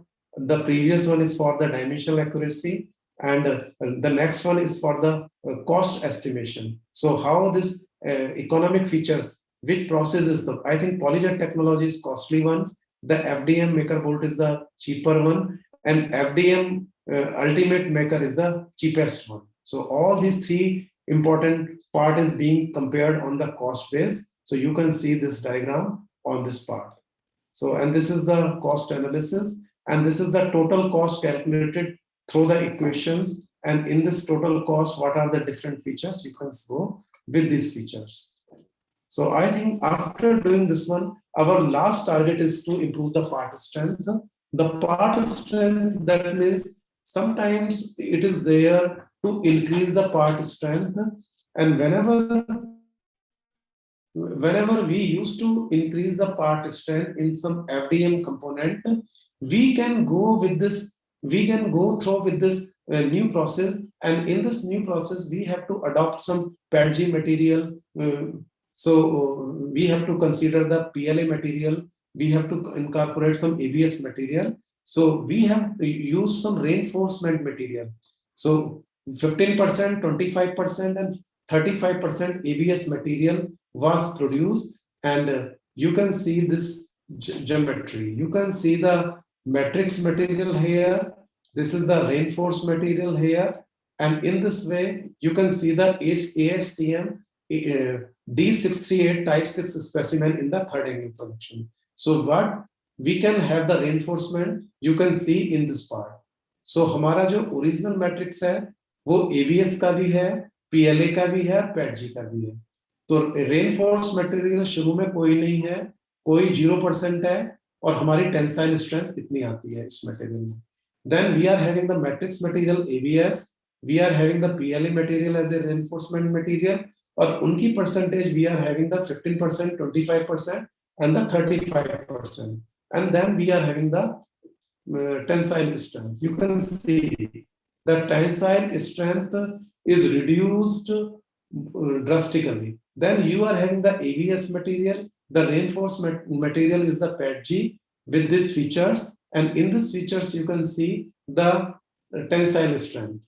And after doing this one, we are having the PLA material as a matrix material, the PETG material as a reinforcement material, and after reinforcement material you are having a tensile strength like this. So in this way, this is the complete exercise to make the different experiment for our system. So you can go through with the UTM, so we have used the UTM Instron tensile testing machine. I think Instron is the world leader in the UTM for the small object. And we have also go through the surface morphology with the fabricated specimen for the flat orientation and the edge orientations. And we have done the computational analysis. The computational analysis is being done with the help of the finite element method. And with this finite element simulations, we have used the different material properties in our analysis. So you can see the loading conditions with the Autodesk Fusion se humne kiya hai ye. We have used the Autodesk Fusion part, and in this way we have created the ABS without reinforcements, PLA without reinforcements, and PADG without reinforcements. I think our first table with the 0%. I think we are having the 3 material with the 0%. So we have done with this part. So this is the Von Mises stresses we have shown. Then with the without information, without reinforcement, we have the Von Mises stresses. So Von Mises stresses are being shown here. You can see 40.21 MPa, 40.75 MPa, and 43.35 MPa. Now you can go with the 15%, 25%, and 35%. So I cannot repeat all those diagrams one by one. So this has been created repeatedly so that our table is completed. So after this one, I think we have find out this tensile strength through the software, and this has been analyzed. After doing this one, we have done the control methodology for the clearance between the mating part. So whenever you have to do this clearance between the mating part, तो इसमें एक regression model को हम propose कर सकते हैं जिसमें which has been used by the Ranganathan Pandey, and it basically accommodates the shrinkage factor.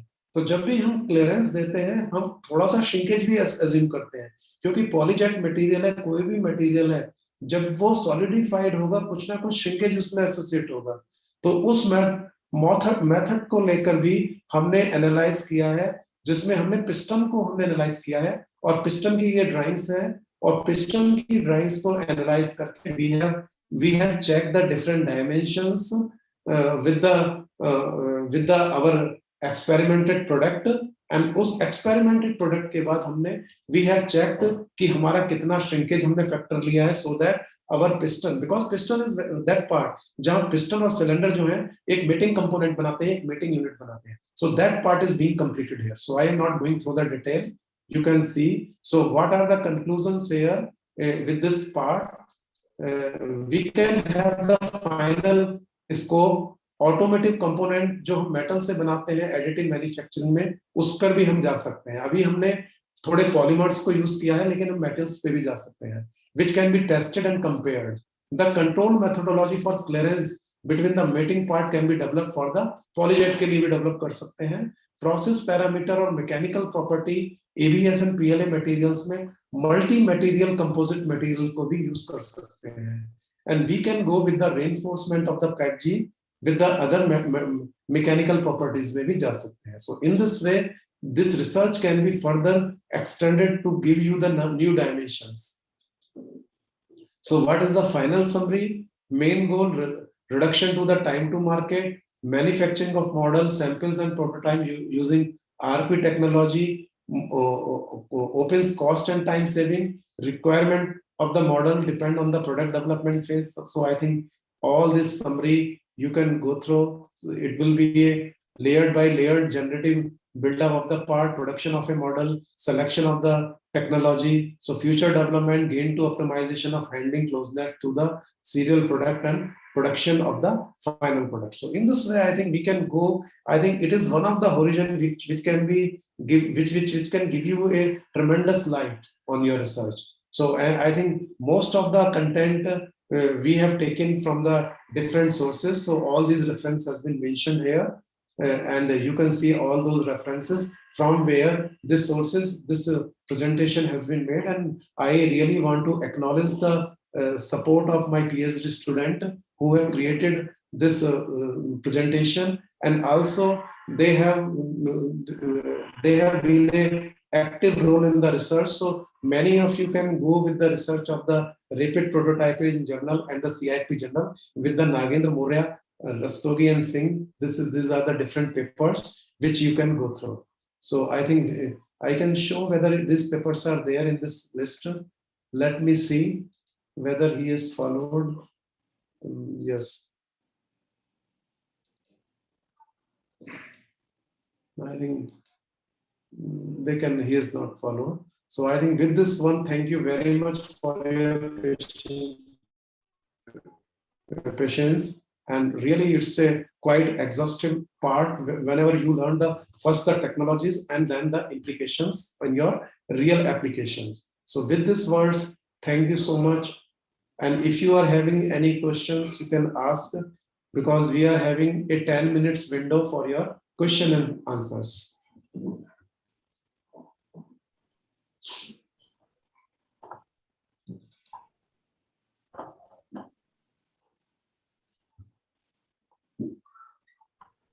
Yes, participants, any questions, please? Sir, there is one thing written by Ashish. Yes. Can I open the chat Are box? there any challenges in implementing additive manufacturing for maintenance and repair purposes? No, there is no such thing is required, because whenever you are having a challenge of the additive manufacturing, it is basically to reduce the overall time. As far as concerned with the maintenance and the other part, I think it depends on the material. Whenever you are having the material, it lies with the wear and tear of the component. So it depends on the material whether your part goes with the wear and tear. As far as concerned with the manufacturing technique, there is no such harm to use such kind of material.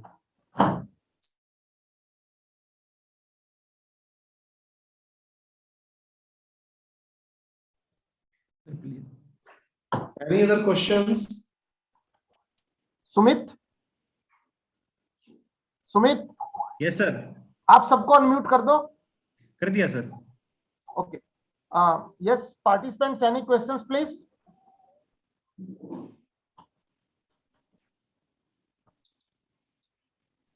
I think no questions from the participants, and this is the time to thank our today's expert, Professor Vikas Rastogi, who delivered, you can say, very informative lecture to the participants.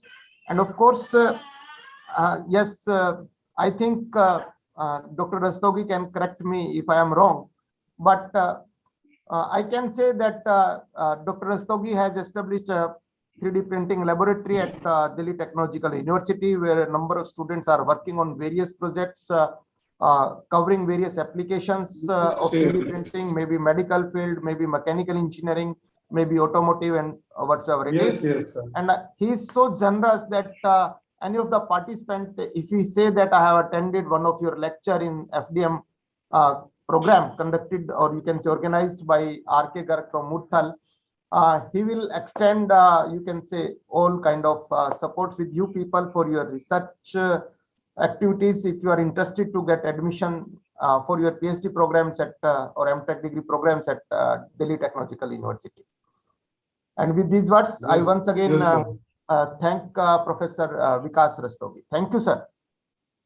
Thank you very much, sir. Thank you for your kind words, sir. And I wish a great success of this part. And you know that I am the part of one of the student RPC, and he's also using this FDM different. Thank you, sir. This was an informative session. Thank you. Thanks a lot. Thank you so much. Thank you so much. Thank you very much.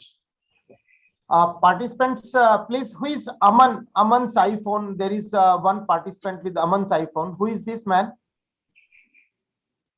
Aman's iPhone. And one person is with Dell.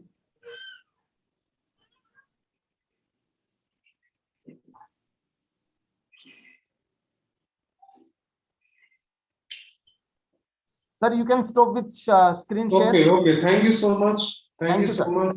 Thank you very much. And I am quitting the meeting and wish you all the best for the rest of the sessions. Thank you so much. So nice talking, sir, for your Thank you. kind words. Thank Who you. is Aman's iPhone and Dell? Who are these two participants with Dell and Aman's iPhone? Okay. Yes, now we will start after 20 minutes at 11:45. I think you can have a tea break.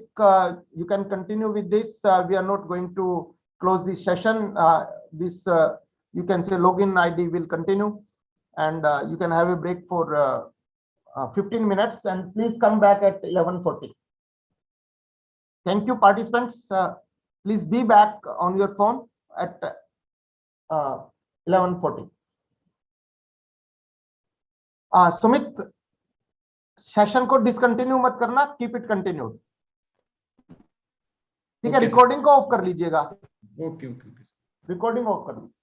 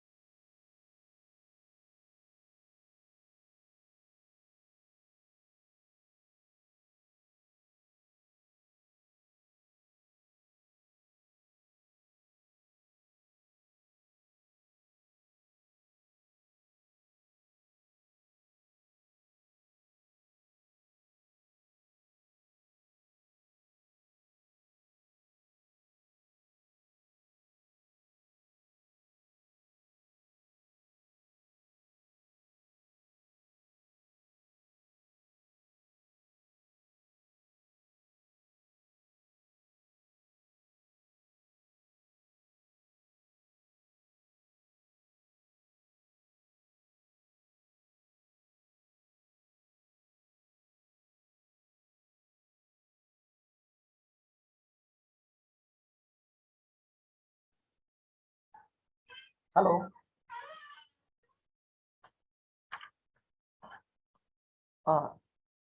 Sumit Yes, sir. Sir आ गए हैं, start कर दें? हाँ sir आ गए हैं. Yes, sir. Sir, am I audible to you? Good morning. Sir, good morning. How are you, sir? For all your blessings. Yes. Dear participants, let's go with the next session. We have with us Professor Rupinder Singh to deliver in this session. I would like to introduce Professor Rupinder Singh. Professor Rupinder Singh is presently working as professor and head in the Mechanical Engineering Department of National Institute of Technical Teachers Training and Research, Chandigarh. Of course, it's well known as NITR, Chandigarh.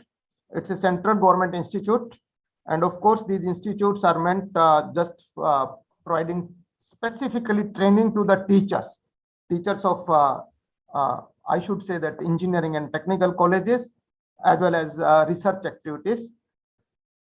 You can understand that you will get a good opportunity to work for your research activities after going through the expert talk by Professor Rupinder Singh.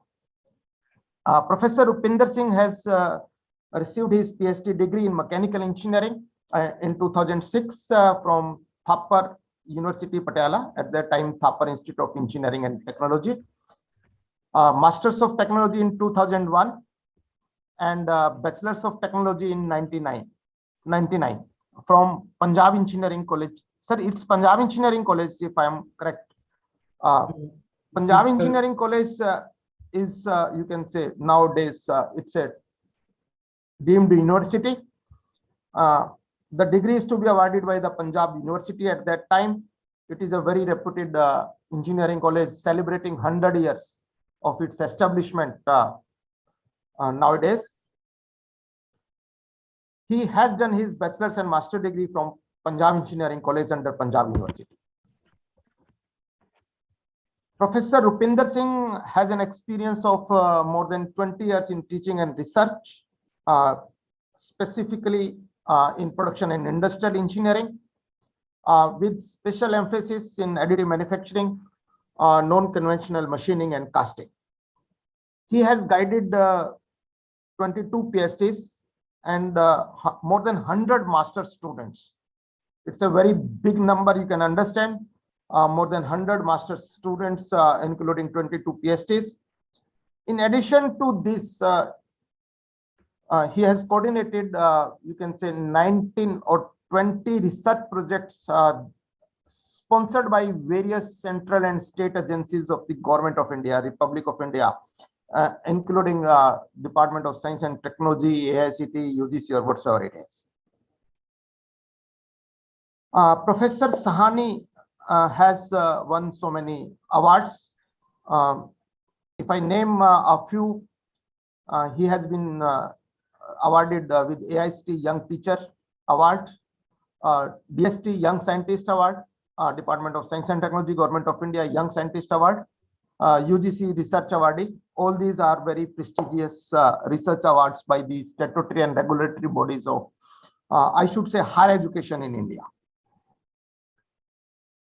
He is evaluator of projects for international research agencies as well as examiner of PhD theses for many Indian universities.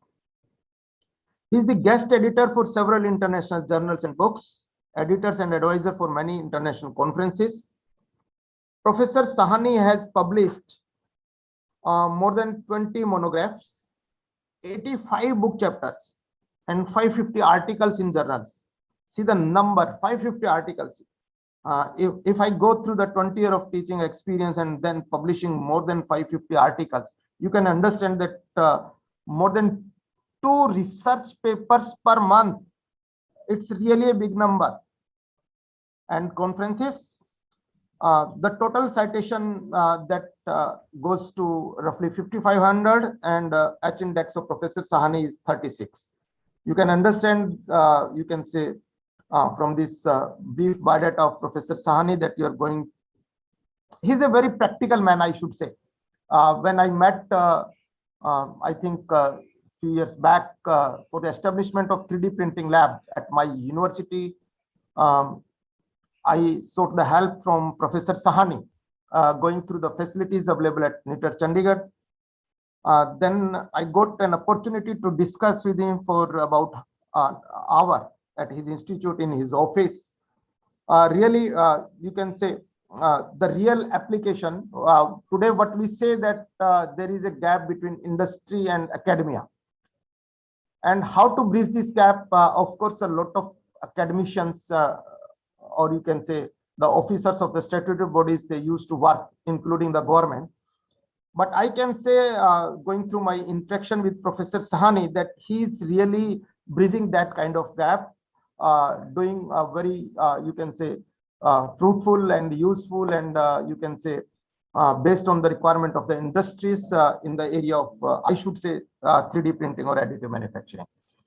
Sir, we are, you can say, highly obliged to you for accepting our request to deliver this expert lecture to the participants of this faculty development program on 3D printing and design. We are, you can say, having about 130 participants, but about 80 participants, they are attending this FDP.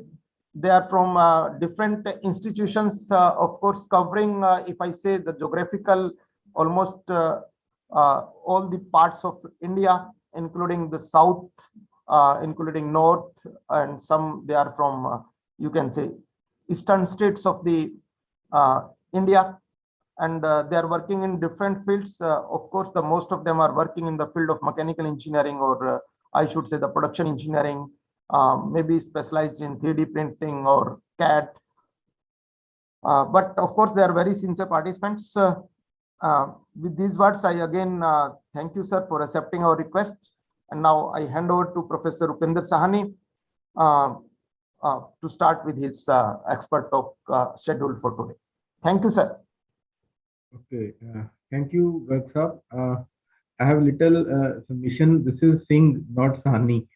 Okay, this is Rupinder Singh. Okay. Anyway, I'm going to share my screen. Please let me know if the screen is, visible. Yes, sir, it's visible. Okay. Yes, it's very nice. Okay. So, dear friends, I'm really thankful to the organizer, specifically the Professor Garg, for this opportunity. I have been,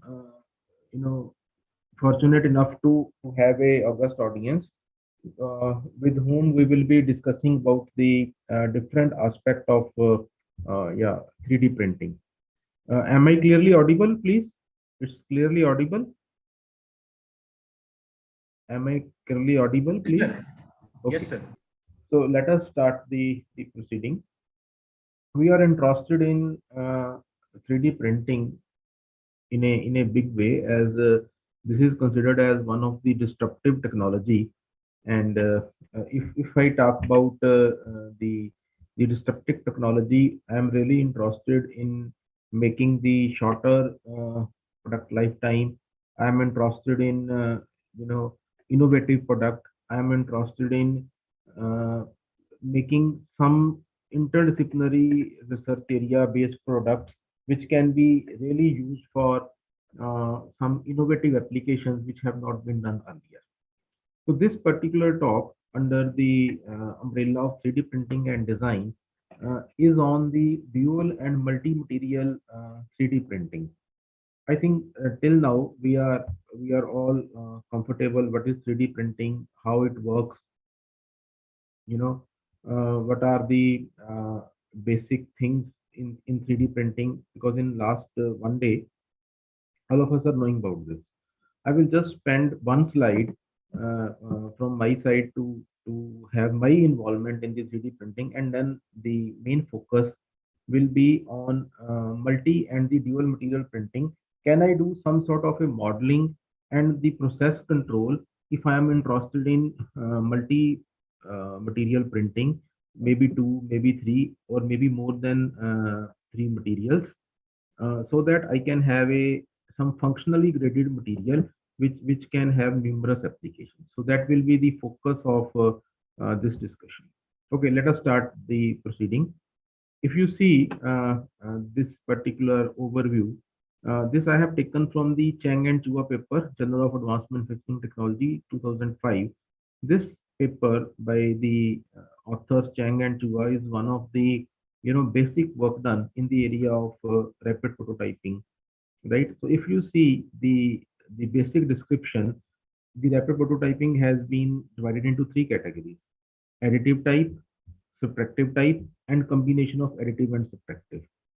For the subtractive type, we all are very comfortable because we used to learn about CNC machining and C programming in our UG program.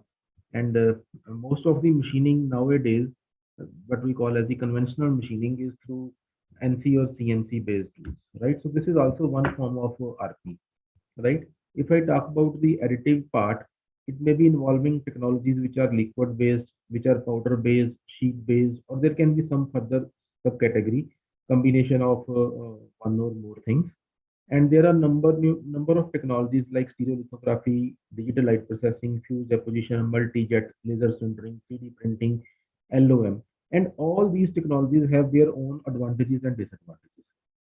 If you just see, in our country, we have 30 plus such technologies commercially available. And if you just see the literature, somebody will say, okay, let us say this technology is good for making these type of components. This technology is good for making these type of components. That is already established. A lot of people know which technology at which platform has to be used, right? Then a typical environment like in our country, we are interested in making some product which is cost effective in nature. So once we talk about cost effective in nature, I am interested in minimum cost with acceptable quality, right? So what the people say, if you are working in the area of subtractive manufacturing, in next 5 to 10 years, it will be shifting to the additive manufacturing case.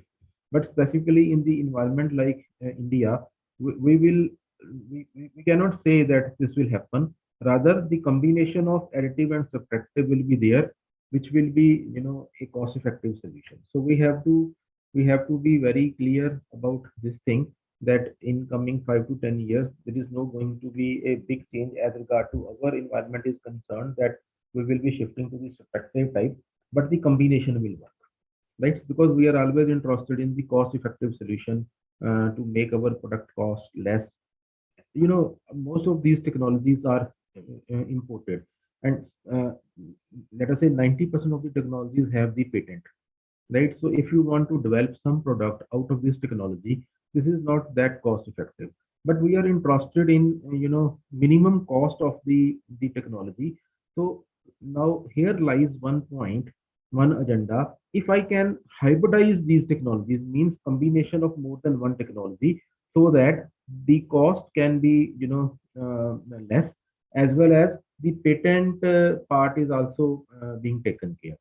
So my agenda for discussion is, can I club more than one technology so that I can overrule some of the limitations of the patent with some technology, and then can hybridize these technologies either with conventional or within the available technology. So that is the point.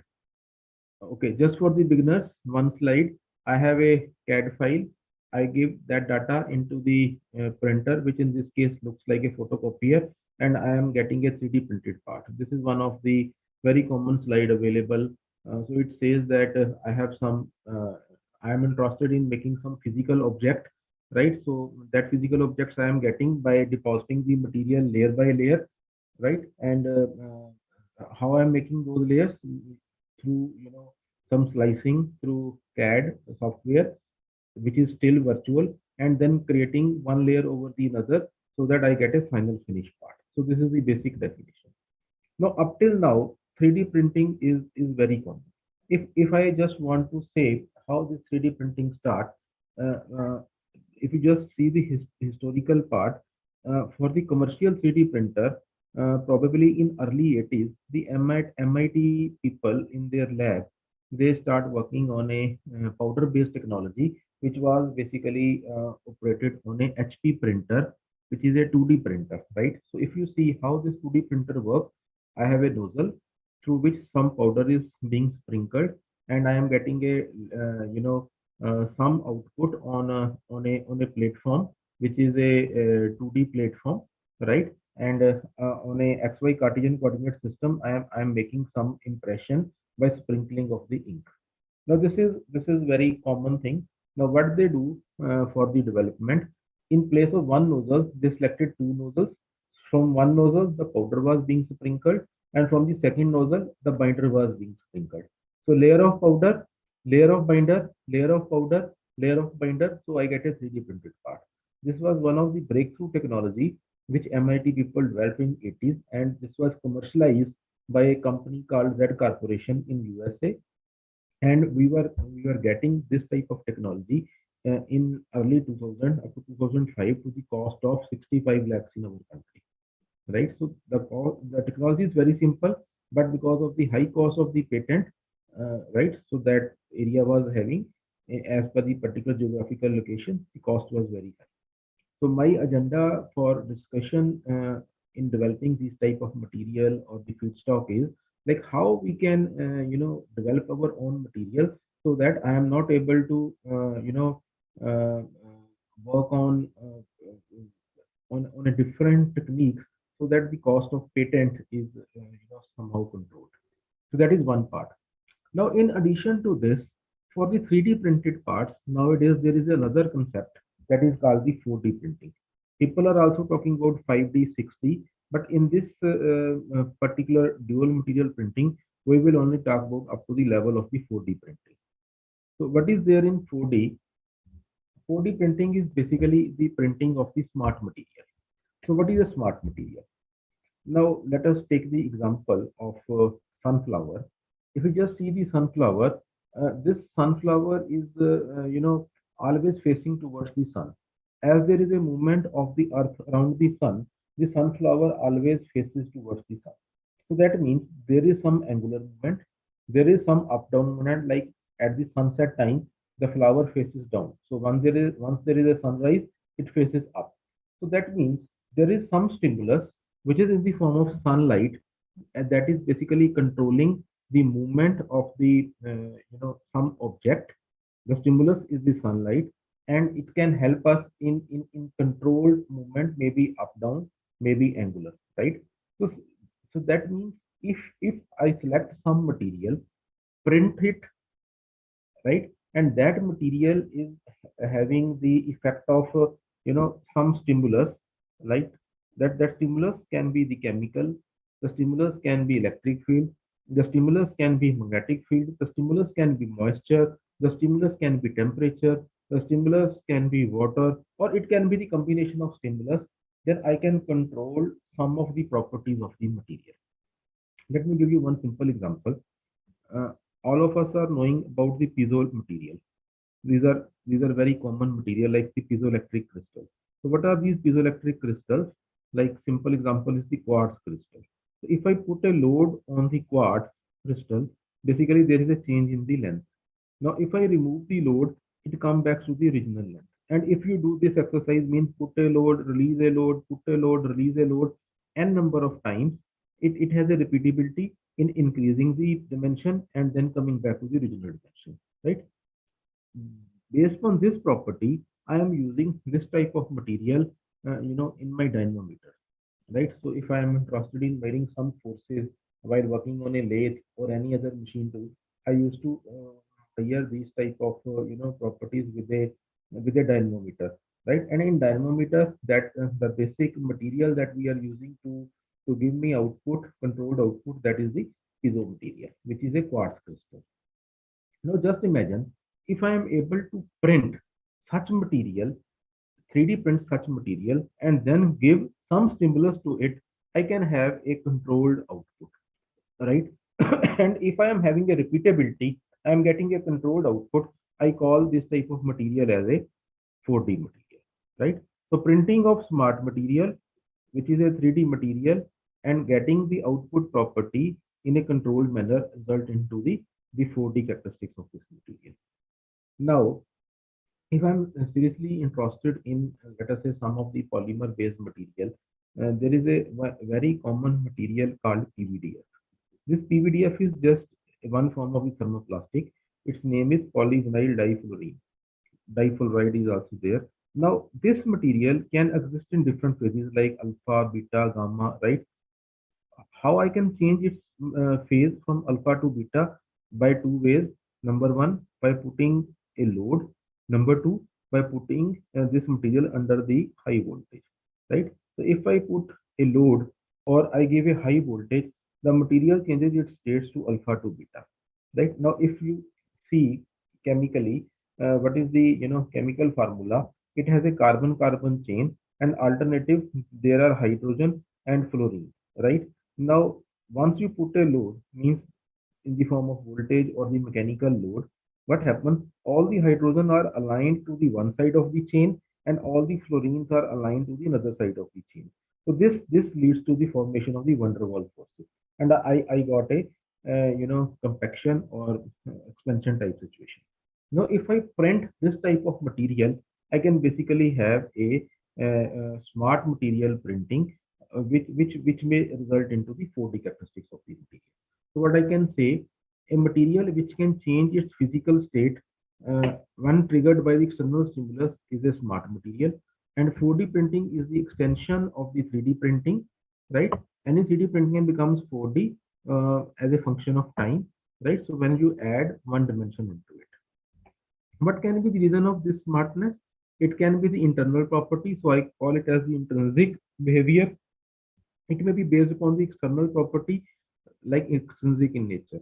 Like for example, I have given you one example of the PVDF crystal, right? So this is the inherent properties like self-expansion, self-contraction, right? Sometimes we are interested in adding some property to this material. Like for example, most of the polymer, once I am printing, they are non-conducting in nature. So if I want to make them conducting, I can reinforce these type of polymers, right, with some, let us say, metal powder. Let us say I am putting some aluminum powder or copper powder or graphene powder, so I can make it conducting. So through reinforcement, I can add some property, like in the form of thermal conductivity, electrical conductivity, right? There is another concept that is called the metamaterial. This concept is little, uncommon among the mechanical engineers, but our civil engineering friend and the people from electronics, they are using this metamaterial in a big way. To understand this in a simple way, let us take the example of a railway bridge. So once we used to learn about the railway bridge in our home class, we used to understand that there is a concept of trusses, right? So I have a particular length of link and the angle of the link, which is responsible for managing the load. Once I work on a reducing the weight of the solid section, specifically in case of the railway bridge, right? So just imagine the similar type of concept in metamaterial. I am not interested in printing the solid part, but I am interested in printing the component in the form of some links, some layers. Then the length of the link and the angle of the link is really important if I am interested to induce some property into that material. So this is basically a metamaterial, and to the best of my understanding, this metamaterial printing is one of the very promising field in reducing the weight of the 3D printed part. This adds 4D property. This helps me in reducing the weight of the section, and of course, this significantly improves the different mechanical and the morphological properties of the 3D printed part. Right now, again, let us see how we can do the programming for this type of the material. Like for example, my material is in the state A. I give some stimulus to this. So once I give some stimulus to this, it is converted into the state B, right? Now you again give another stimulus, it comes back to the original shape, right? So this is called one-way programming, right? Now there can be another situation. My material is in the state A. I give some stimulus. I just on the stimulus, it's converted into the state B. You switch off the stimulus, it comes back to the state A. Simple example, let us say my stimulus is in the form of the magnetic field. right? Or through the electric current, I am able to generate some magnetic field. So you switch on the current, so there is a magnetic field. So once there is a magnetic field, the material is converted from the state A to state B. Now you switch off, again it comes to the state A. Then there can be the multi-stage programming, like material is in state A, you give some stimulus, it is converted to the A1, another stimulus to A2, another stimulus to A again. So there can be one way, there can be two way, there can be multi-stage programming. What important is the property has a repeatability, right? So if I give some stimulus, it is giving some different type of result, another stimulus, different type of result, then the repeatability should be there. After some cycle, maybe in one stage, maybe in two stage, maybe in three stage, it is coming back to the original position. And that is one of the upcoming area in 4D printing, how to program this type of the smart materials, right? Again, I have already explained, there can be the inherent property, there can be property enhancement to reinforcement, there can be the property enhancement to the metamaterial type application. Okay, now let us see some of the examples.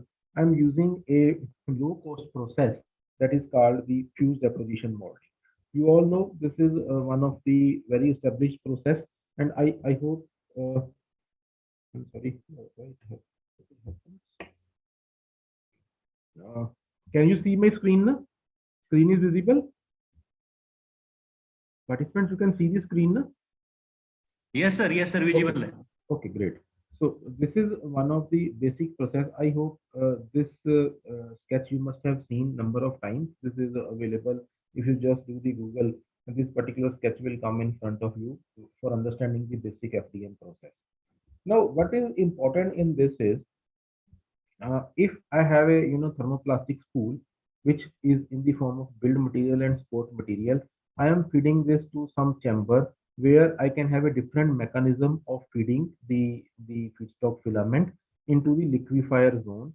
Then I have a die, and some larger dia wire is converted into the smaller dia wire, right? And then I am depositing the material layer by layer. Till now, all of us are quite comfortable, I suppose. Uh, uh, why I am using two colored spools as a build material and sport material, I think that is very much clear to all of us. And if you see the commercial part, most of this type of printer are available in a size from 0.4 mm to 4.0 mm of the nozzle, so of the feedstock filament dia. So that dia I am talking about, the dia that is entering into this nozzle, right? So here, once it comes out, depending on the nozzle that I put over here, right? So it is just like a die over here. I can basically control the fine strand of wire that is coming out of it. And the most common size, if you see at the commercial level, that is available is 1.75 mm. So one of the most common size, that is, if you just want to purchase, feedstock filament, so one of the most common size is the 1.75 mm die. Now the point is, the technology is very simple. The cost of this type of printer in the open source start from 10 to 12,000. You can have a spool, thermoplastic spool, feed it to the this region.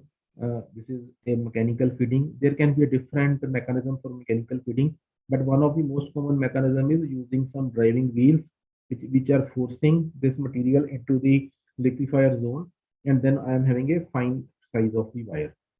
Right now, the question is, if I am interested in developing some smart material, then the conventional thermoplastic feedstock filament may not, solve my purpose, right? So I have to develop my own feedstock filament, so that it can have some 4D properties, or it can be used for some multi or dual material printing. So that is the point for discussion.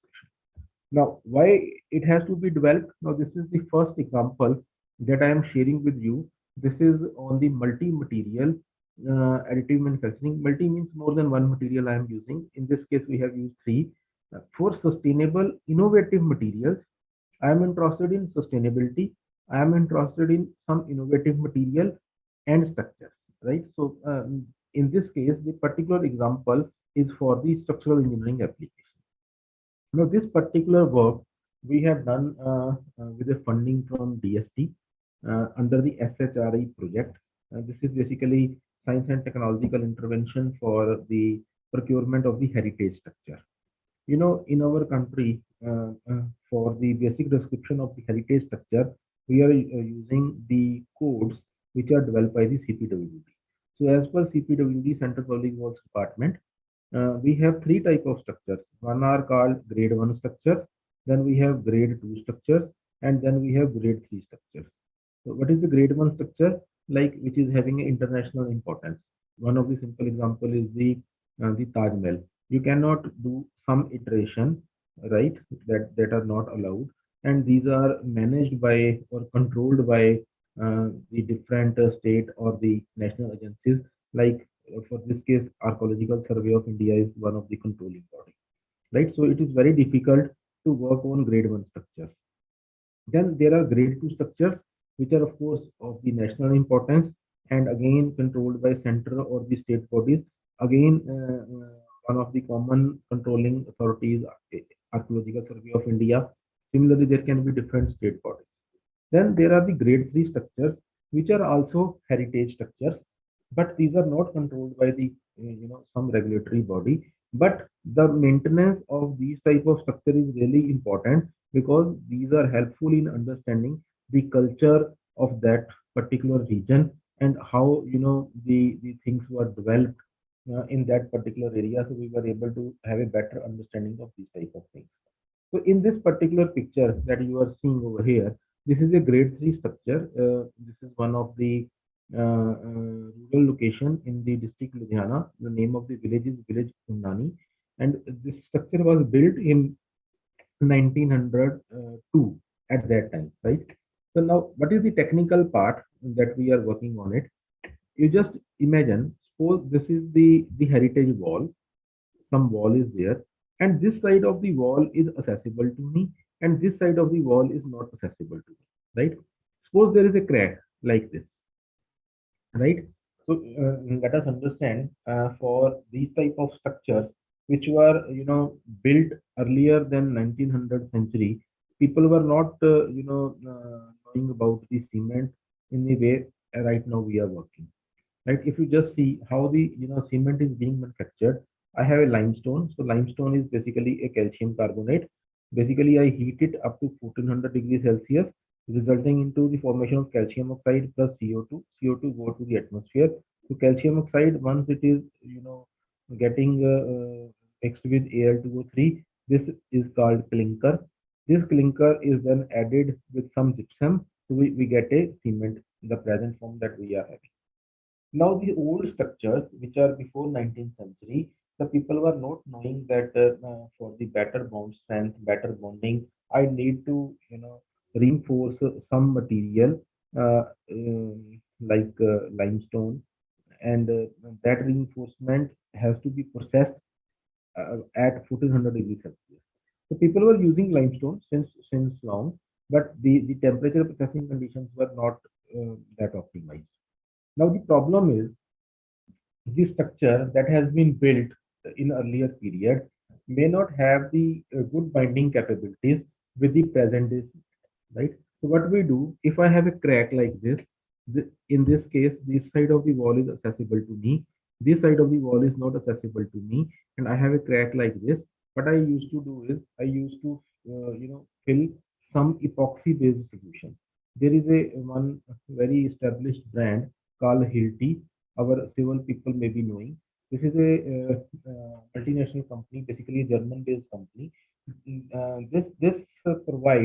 This healthy company provides a epoxy solution, and we used to fill this epoxy into this type of the cavity. This is one of the present solution available with us. Now, see what is the problem. If the cavity entrance is large, like in this case, and on the rear side it is small, this can be a good solution. But now there is a third case when the entry is small, but on the rear side the cavity is large, right? And similarly, there can be some irregularity, like this is going upward or downward in a irregular manner. Then I will have a problem as regard to the filling of the epoxy based material into this cavity. So what I need to do is I need to have some smart material which is 3D printed just similar to the shape of this cavity. So once I insert that material into this, the size of the that filler is reduced. So once it is inside, I am expanding it. So this is a concept of 3D printing with self-expansion and self-contraction based property. So actually, we got fascinated about this idea based upon the our observation in automobile workshop. Now suppose you have a Maruti car and you want to do some renovation. You want to have some repair or the routine service of your car. So you take that vehicle to the Maruti workshop.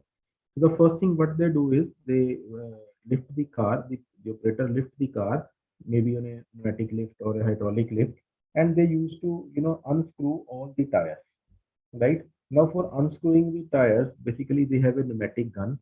So in that pneumatic gun, what they actually do, uh, they change the flow of the air, direction of the flow of the air, right? Clockwise or counterclockwise by changing the, the direction of the flow. I can rotate my, screws clockwise as well as anti-clockwise. So once you have to, unscrew, you can move in a particular direction, you can rotate in a particular direction. Then if you have to screw, you can rotate in another direction. So this is a very, common thing. So what idea we got from here? If I am interested in, filling this type of the cavity, once I have to insert some smart material into this, let it reduce its section, right? Volumetrically it is compressed. So once it is forced inside, volumetrically it is expanded. So that is the idea. So how to do that? So first is the crack detection via laser scanning. There is one very good journal, Elsevier based journal of cultural heritage. So they have this type of solution, right? So we used to observe some of the articles in that journal. So people were earlier what they were doing, they were having some photographic studies of these type of the walls, and then they used to capture the depth of the cavity, right? And the other dimension LBH. Of course, the depth is a challenge. So to compensate for the depth factor, people have reported the use of the ultrasonic based detector. So I am getting the scanned data through the ultrasonic based scanner. So I am knowing the volume of the crack. I am knowing the dimension of the crack. So once I know the dimension of the crack, then I am printing the smart material and then reinforcing into this. And finally, we are interested in the assembly of this type of the part. Now let us take the example of the Golden Temple. So the structure was built in 15th century. So any structure which has been built in past is a candidate for maintenance, right? Now a lot of people moving Delhi to that particular place, right? So it is really difficult to close it for some period and then do some sort of a maintenance.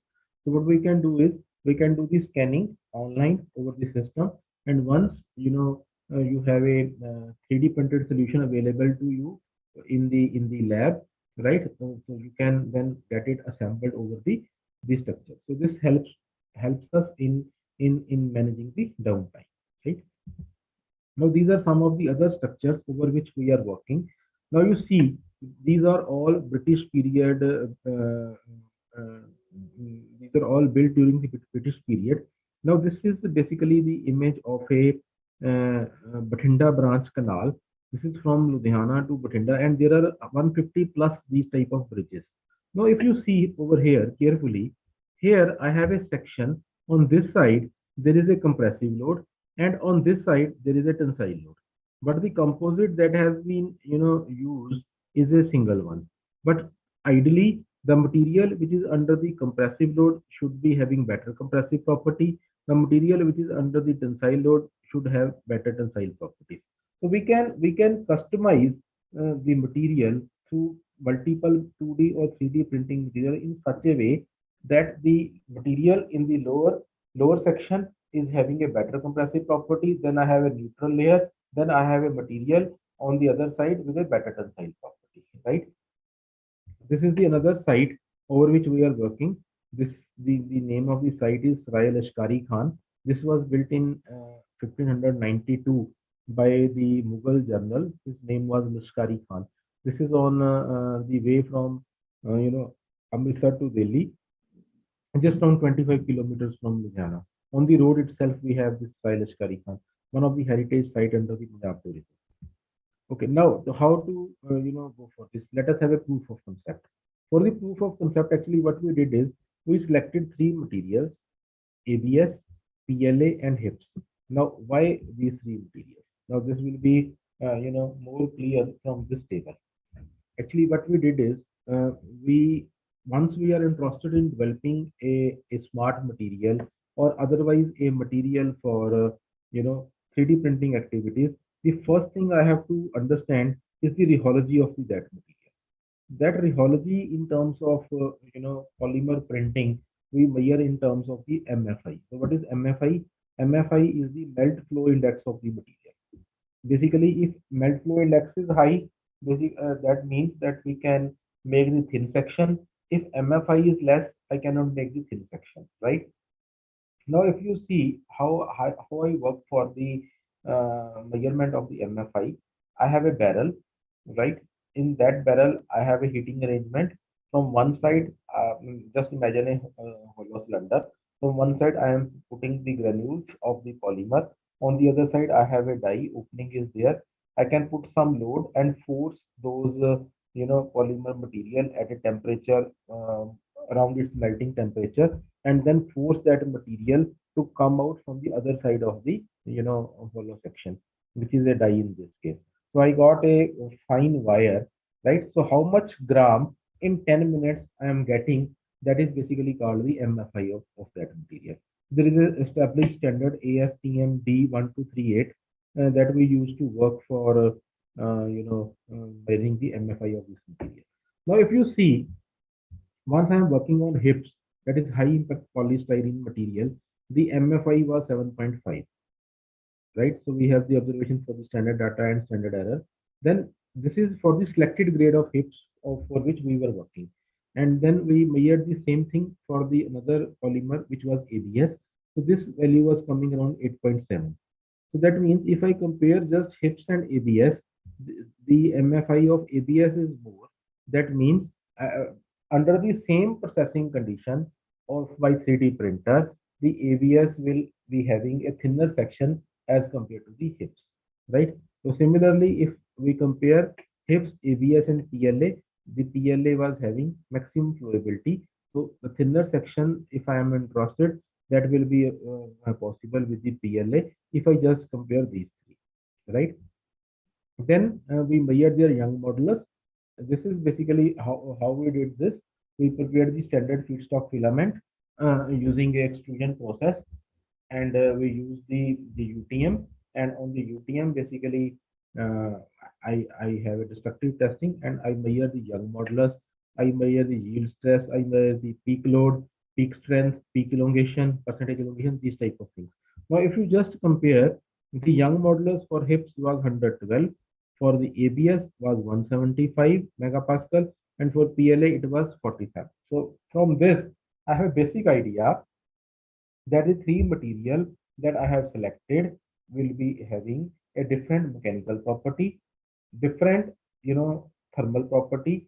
How thermal property I came to know, that is through their glass transition temperature. Like in this case, it was 100. For ABS, it was 109, and for PLA, it was 62. So they have a different TG, glass transition temperature, different melting property, different mechanical property, and different rheological property, right? So why I am using this? Just imagine that example of a arch structure in which on the lower side I am interested in some compressive property. On the top, I am interested in better tensile property, and in between, I have a neutral section, right? So based on this, some observations are there. What we did is we selected a open source 3D printer with some fixed parametric setting, like the dia of the nozzle was fixed, dia of the filament, layer height, then number of the printing layers on the outer periphery that were fixed. Filling pattern, how you are filling the material, like rectilinear was taken in this case. Then their speed, how you will make some perimeter outside.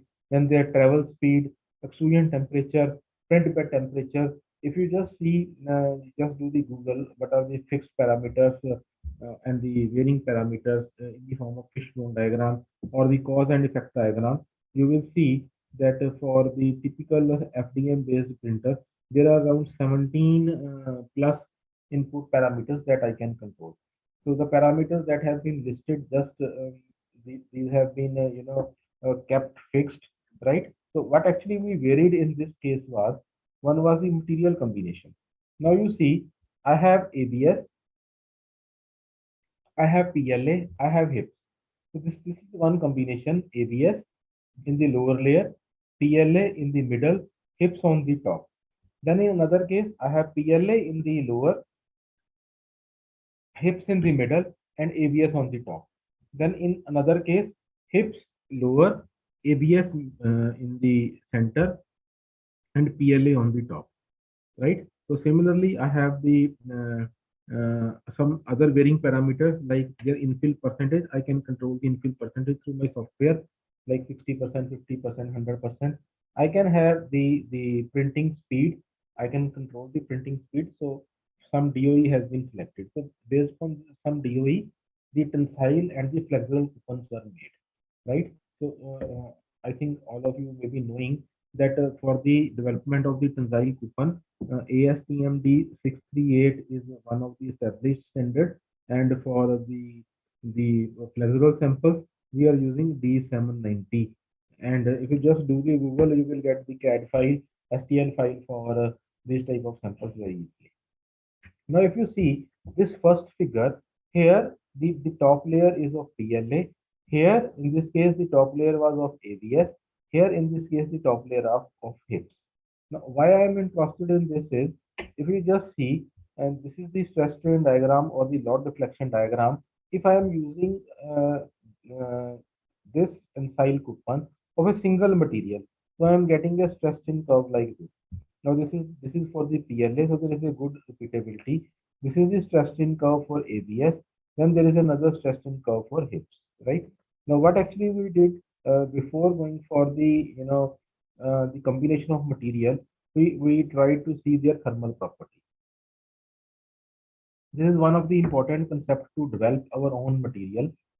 This graph that we are seeing, this we have basically generated by using a setup called DSC. So what is DSC? DSC is a differential scanning colorimetry.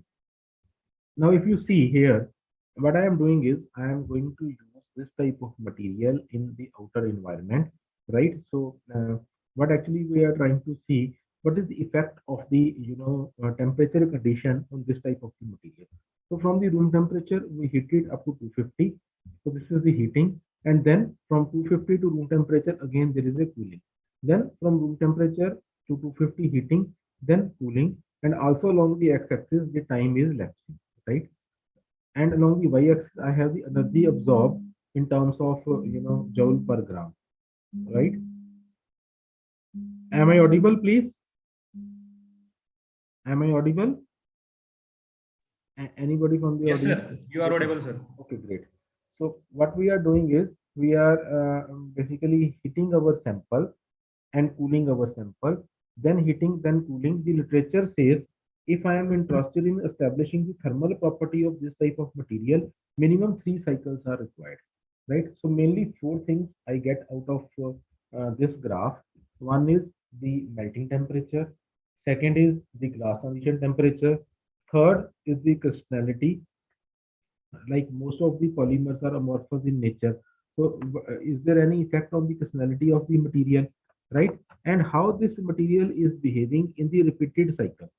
Now you see one of the example in this case, you can see the 3 different color curves. This is for ABS, then for PLA, and then for HIPs.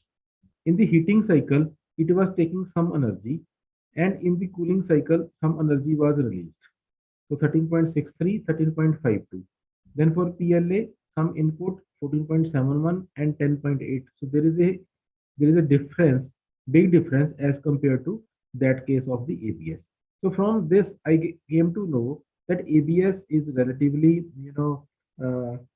thermally stable material as compared to the PLA. Now, if we see for the hips, again, it was taking some energy and it was, releasing some energy.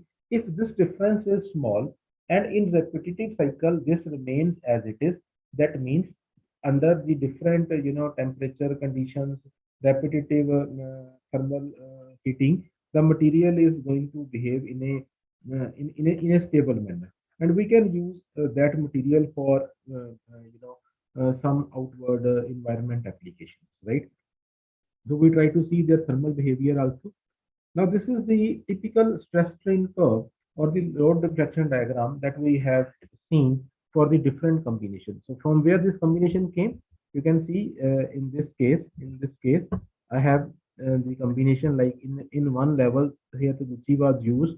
The lower layer was of ABS, then middle layer of PLA, then of hips.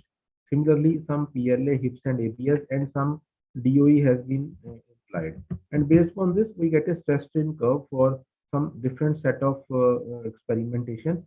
And for each set of experimentation, we try to see what is the morphology. So we try to see the photomicrograph. Now, if you clearly see over here, in this case, once I am having a single material, you can see there is a clear description of the staircase effect. Now, this staircase effect, in which I have a layer by layer deposition of the material, which I am calling as the staircase effect. That is one of the limitation of the conventional 3D printing, right? But this is very prominent. This was prominent for ABS. This was prominent for PLA. This was also prominent in case of the hips, right? And you can clearly see the effect of the raster angle, right? And the raster width. So there is a clear indication of the spacing between the multiple layers. Now, what actually we did, this was the case with a single material.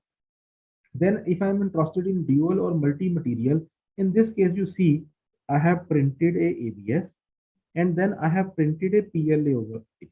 So once I was printing a PLA on the ABS, some globule formation was observed and there was a side flow of the material, right? Now, what does this mean? This means if I just see the mechanical strength of this part, because of the side flow of the material, this part must have a less strength if there is a no side flow of the material. Now, if you compare this with the microstructure of the figure 4, this PLA was on the lower side and then the hips in the middle, then ABS on the top. Here is no side flow of the material. Now, if I just compare this sample 1 with sample 4 on a typical UTM, you can see this is the area under the curve for the sample 1, this blue color triangular shape you can see, and for the sample number 4, if you see, I am getting a very large curve, right? So that means the area under the curve is more. And as a basic understanding of a UTM, if the area under the curve is more, that means the modulus of toughness of that material is more. So that means that material can be used for better impact strength or getting better impact properties, which is counter verified by the microstructure analysis. Basically, if you do some sort of a work with the multi-material printing, which material has to be put first, which to be second, which to be third, it has to be clearly justified on the basis of these properties. And one of the fundamental thing is there should not be the side flow of the material. So we try to ascertain why this happened based on their thermal property. We came to know this happened because of the difference in the glass transition temperature of the material, right? So if I am using a ABS as a substrate which has a glass transition of 105 and the PLA which is having a glass transition around 60, so once I deposit a layer of ABS, then I deposit a layer of PLA, right? So what happens? The top surface is having very high temperature, right? Whereas the TG for PLA was 60, so it results into the side flow of the material. Now, even if again you want to have this situation then you have to install a separate fan over there through which you are extracting the heat at fast rate. So that is the fundamental thing, how we can control the side flow and basically the strength in case of the multi-material printing. We try to see the effect of this material using a simple pull-out test.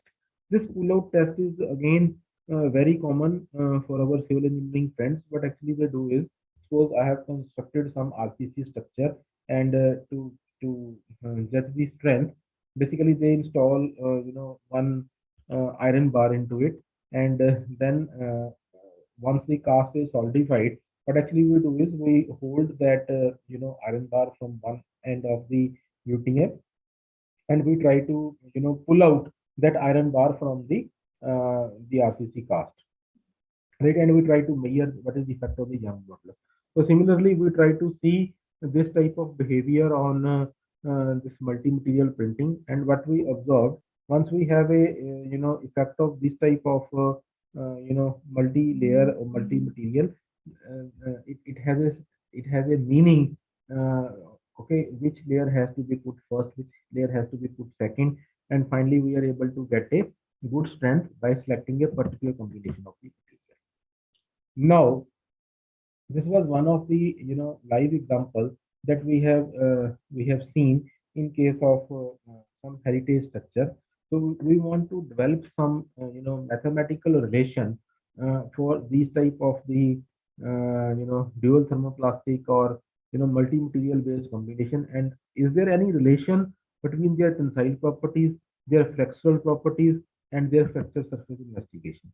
So we came up with a new concept that is called number of conversions and number of negative conversions. So let us see specifically in case of dual and multi-material printing, what is the effect of the number of conversions and the number of the negative conversions. So what it is actually, you can see in this slide, I have a tensile specimen, I have a flexible specimen, and for the tensile, like I have already explained, we used D638, and for the flexural we used the D795, and we printed those specimens.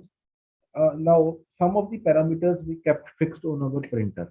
So what were the fixed parameters? Like the bed temperature, then the nozzle temperature, the infill percentage, infill speed, number of perimeters, then the raster angle, then the layer width, and number of layers. Now this is really important. You see, if I am using a standard like ASTM D795 or ASTM D638, the maximum thickness that I am getting is to the tune of 3.2 to 4 mm. Right now, in this case, I am interested in getting this thickness of the component, maybe of the tensile coupon, maybe of the flexural coupon as 4 mm or 3.2 mm, right? So if I am doing so that I am getting the thickness of 3.2 to 4 mm, I am dividing it into the 6 number of layers. The maximum number of layers has to be 6, right? So this was one of the basic constraints that has been put for the 3D printing, right?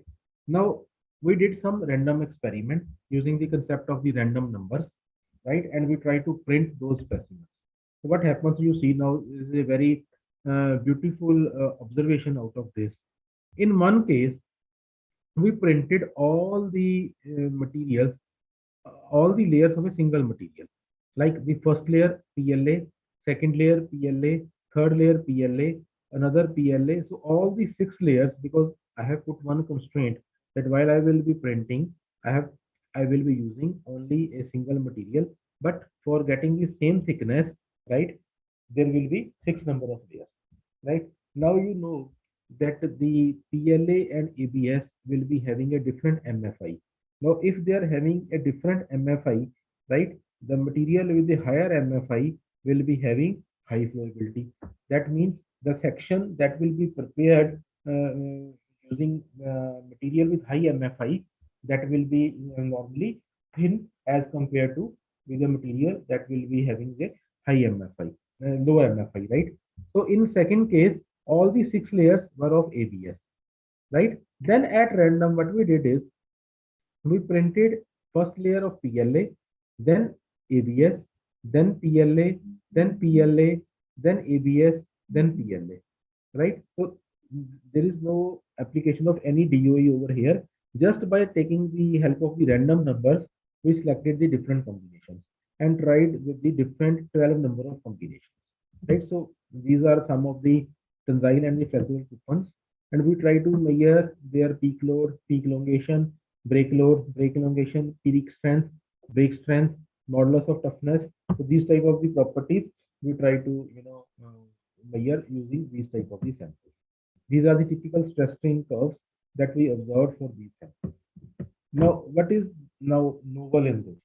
The novelty here is in developing the pattern how this material is going to fail. So we introduce a new terms that is that has been registered as a single thumb rule in terms of number of conversions and number of negative conversions. So this is one new thing. What is number of conversion and what is number of negative conversion? Now, if I am shifting from one material to the second material, I call it as a conversion, right? If that is negative in nature, negative means if I am putting a lower TG material on a high TG surface, then okay, it is acceptable, right? But if the second layer, which is having a lower TG, that is put it on a material with a higher TG, there will be a side flow of the material. Now you see in this case, I have first PLA, second PLA, third PLA, fourth PLA, fifth PLA, sixth PLA. So there is no conversion. So number of conversion is 0. Since there is no conversion, so there is no negative conversion, right? Then how many P's were there? 1, 2, 3, 4, 5, 6. So there were 6 P's. How many A's were there? There was 0 A, right? Then in the second case, all the A's, first A, second A, third A, fourth A, all the A's. So there is conversion, no negative conversion, number of P 0, number of A 6. Now you see in third case, I have PLA, then ABS. So the first layer was PLA, second layer was ABS. So there is conversion. So P to A is first conversion. Then A to P, second conversion. P to P, no conversion. Then P to A, third conversion, and A to P, fourth conversion. So there are total 4 conversions, right? Now, if you put PLA first and then you deposit ABS, no problem. But if you have ABS and then print PLA, there is a side flow. So this is basically termed as the negative conversion. So A to P, one negative, another A to P, second negative. So number of conversions are 4, number of negative conversions are 2. How many P's are there? There were 4 P's. How? 1, 2, 3, and 4. So 4 P's are there. How many A's were there? There were 2 A's, 1 and 2. So there were 2 A's. Now take at random, let us say serial number 7. So in this case, again, 6 layers, thickness was kept constant. So 1, 2, 3, 4, 4 A's and 2 P. So 4 A's and 2 P. So in this case, A to A, no conversion. Again, A to A, no conversion. But A to P, 1 conversion. P to A, 2 conversion. So number of conversions were 2. How many negatives are there? So negative will be if I am having a some material which is having a lower TG over the material which is having a higher TG. So A to P is a negative conversion, right? So number of negative conversions are 1. So in this case, you can correlate how many conversions are there, how many negative conversions are there, how many P's are there, and how many A's are there. Then we try to find out whether there is some trend of the failure of the material. Also, once I do some flexible testing, there is some angle formation. Is there any link with the angle formed once I do this type of the loading? So what we observed, if you want a better situation, number of negative conversions followed by number of conversions followed by number of P followed by number of A. This should be the trend that has to be followed if you want the maximum strength. The number of negative conversions should be minimum, followed by number of conversions, followed by P, followed by A. In this case, P and A, basically they are representing the two materials with a different glass transition temperature. And if we print in this way, we will get a better strength. It may be a material with composite with 2, it may be with 3, it may be functionally graded material with more than three combinations, right? So we try to correlate with their thermal properties based on their TG. We try to see their flexible property behavior in terms of peak load, peak elongation, break load, break elongation, peak strength, break strength, and we try to see the part after destruction, and we try to correlate with their surface roughness and the porosity part. And in all cases, we got a good correlation that if you have a good control of properties on number of negative conversions, number of conversions, number of P's and number of A's, we get a better structure which can have a long life as regard to the other absurd combination that has been selected in the dual or the multi-material printing case, right? So of course, in the extension, one may think of putting some DOE and can try the same things with different number of materials, with different combination of the polymeric material, with different composite, but the whole story lies in their TG. So if I am able to control the glass transition and then deposit the material based on the TG of that material, I am getting a fairly good result. Now, since the talk on 3D printing is, we have seen since long, a lot of people working in 3D printing, a lot of work done on the multiple material. Now there is a chance for some innovativeness for developing something new. If I talk about the 4D part, so if I talk about the 4D printing application, in typical 4D printing, what we are having is the use of some stimulus. Now you can see in this case, material A gives some stimulus, goes to the state B, then some stimulus again can back to the state A. One way, two way, and multi-stage programming. Now I will show you one example how I can use this particular thing as a multi-material printing part with typical 4D properties. So like I have already explained, the stimulus that I am interested can be in the form of current. It may be in the form of mechanical load. It may be in the form of light. It may be in the form of some magnetic field. It may be in the form of some chemical energy. It may be the temperature or the combination of different type of energies, right? Now this is one of the case study that we have performed with one of our collaborator in Italy. We are interested in developing some smart tiles. These smart tiles were basically used in some areas where the temperature outside is -40, right? So one of my friend is there in Saskatchewan in Canada. They say that for around 2 months we have a temperature around -45, right? So the temperature is very low. So we are interested in developing some tiles for the cabins in that particular region, which can help us in conserving the heat.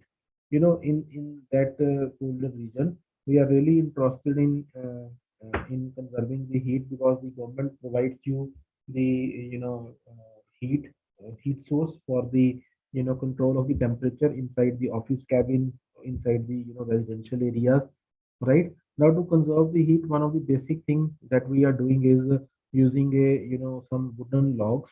Now with the depletion of resources, we are not interested to cut the trees. So the first point was an alternative solution where I can save the tree, not cut the tree or the wooden logs for maintaining the temperature. Number one. Number two is in those office cabins or the houses, what we are actually doing is we are using a PVC paneling. That is very common in our country also. A lot of people used to have the PVC paneling in their living rooms or in their office cabins. But once the life of the or the luster of the PVC paneling is over, what we do is we used to throw it. So basically, it adds to the plastic solid waste management problem. The third requirement is once we are using this type of material for development of some smart tiles, what I am interested is to have some polymer which is biocompatible and is not harmful to the humans. So one such example is the use of the PLA based material. And the fourth most requirement was for the 4D property, that is called the self-assembly property of the tiles, right? The idea is if I am making some tile, that tile should stick to a particular location with effect of some stimulus, which in this case is the magnetic field, and it is able to align itself in a particular direction, and I get a you know reasonable acceptable feature, so that I can just screw it finally and can get a final shape. So four requirement, right? Natural resources depletion to be avoided, so no wooden log to be used. Second requirement, PVC has to be reused. Third requirement, some biocompatible polymers like PLA has to be used. The fourth requirement, the self-assembly, right? So to make this product as a successful product, what actually we did is we used the setup that I have already explained. I have a twin screw for making the feedstock. I have a setup for the rheology as per ASTM D1238. So basically, I put the granules over here. I can control the temperature. I can control the loading. So I put some plunger over here, and I can control the weight.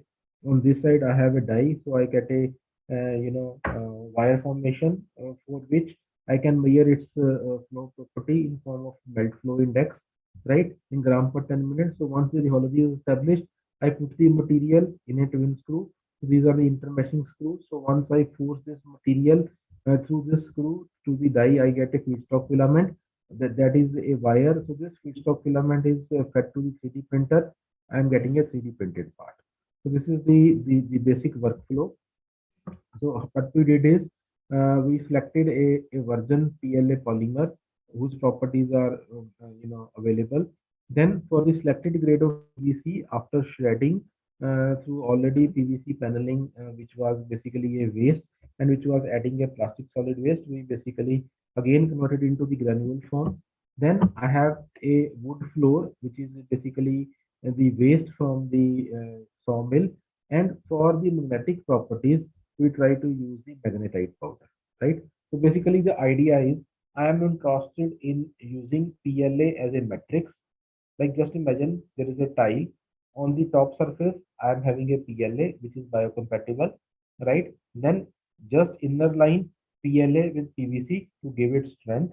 Then the inner line PLA with wood dust, and the lowest line PLA with magnetite powder. So in multi-layer, which is a functionally graded 3D printed tile, which can be now self-assembled on a particular location. Now, how to go for the self-assembly part? Since I have put the magnetite powder, people have used the different ferrous powders also to have a magnetic property.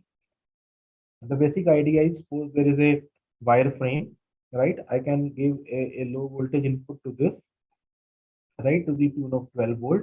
So the whole wire frame is magnetized. Now I have a tile. So that tile is a multi-layer printed tile. So that tile can easily stick up with the because of the presence of the ferrous particles. It will be having a magnetic property. So it will get stuck to the wall, right? So just imagine in the European countries or in the Western world, the labor is not that cheap available there like in our country. So people used to have a standard tiles and then used to assemble themselves in their house, right? So the idea is there is a some wall over which I have a wire frame. You just put your tiles and it is getting stuck to the surface, right? So once, because of the sticking, how sticking property is there, because of the magnetic field, right? So once you are okay with a particular design, then you can also do some fastening, and you can switch off the current and the magnetic field, right, after fastening your tiles. And then this help us in saving the labor in a big way. So how actually we did this? So we selected with the different weight proportion of PLA, PVC, magnetite powder, and wood dust, and we try to go for some DOE for preparation of the feedstock filament. So this is maybe new for some of the mechanical engineering participants. We are trying to go for the BH curves, and we try to measure their magnetization, we try to measure their corrosivity, and we try to measure their retentivity. So what is magnetization? Magnetization is how easily I can magnetize that material, right? Retentivity is if I switch off the magnetic field, for how much long period the material is going to retain its magnetic property. And then the corrosivity is if I am interested in making the value of the magnetic field zero, then I have to apply the magnetic field in the opposite direction.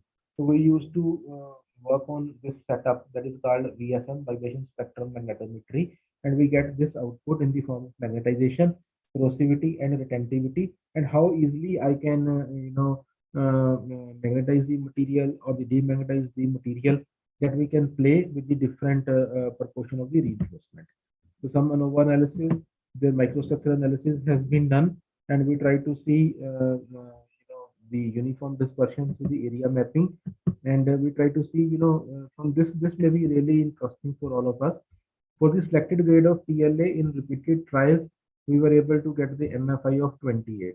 With the PVC, this was, the value was 25. Now, once I am adding the different weight proportion of, PLA and PVC, I am getting the different, with 10, 15, 20, 25, different range of the MFI.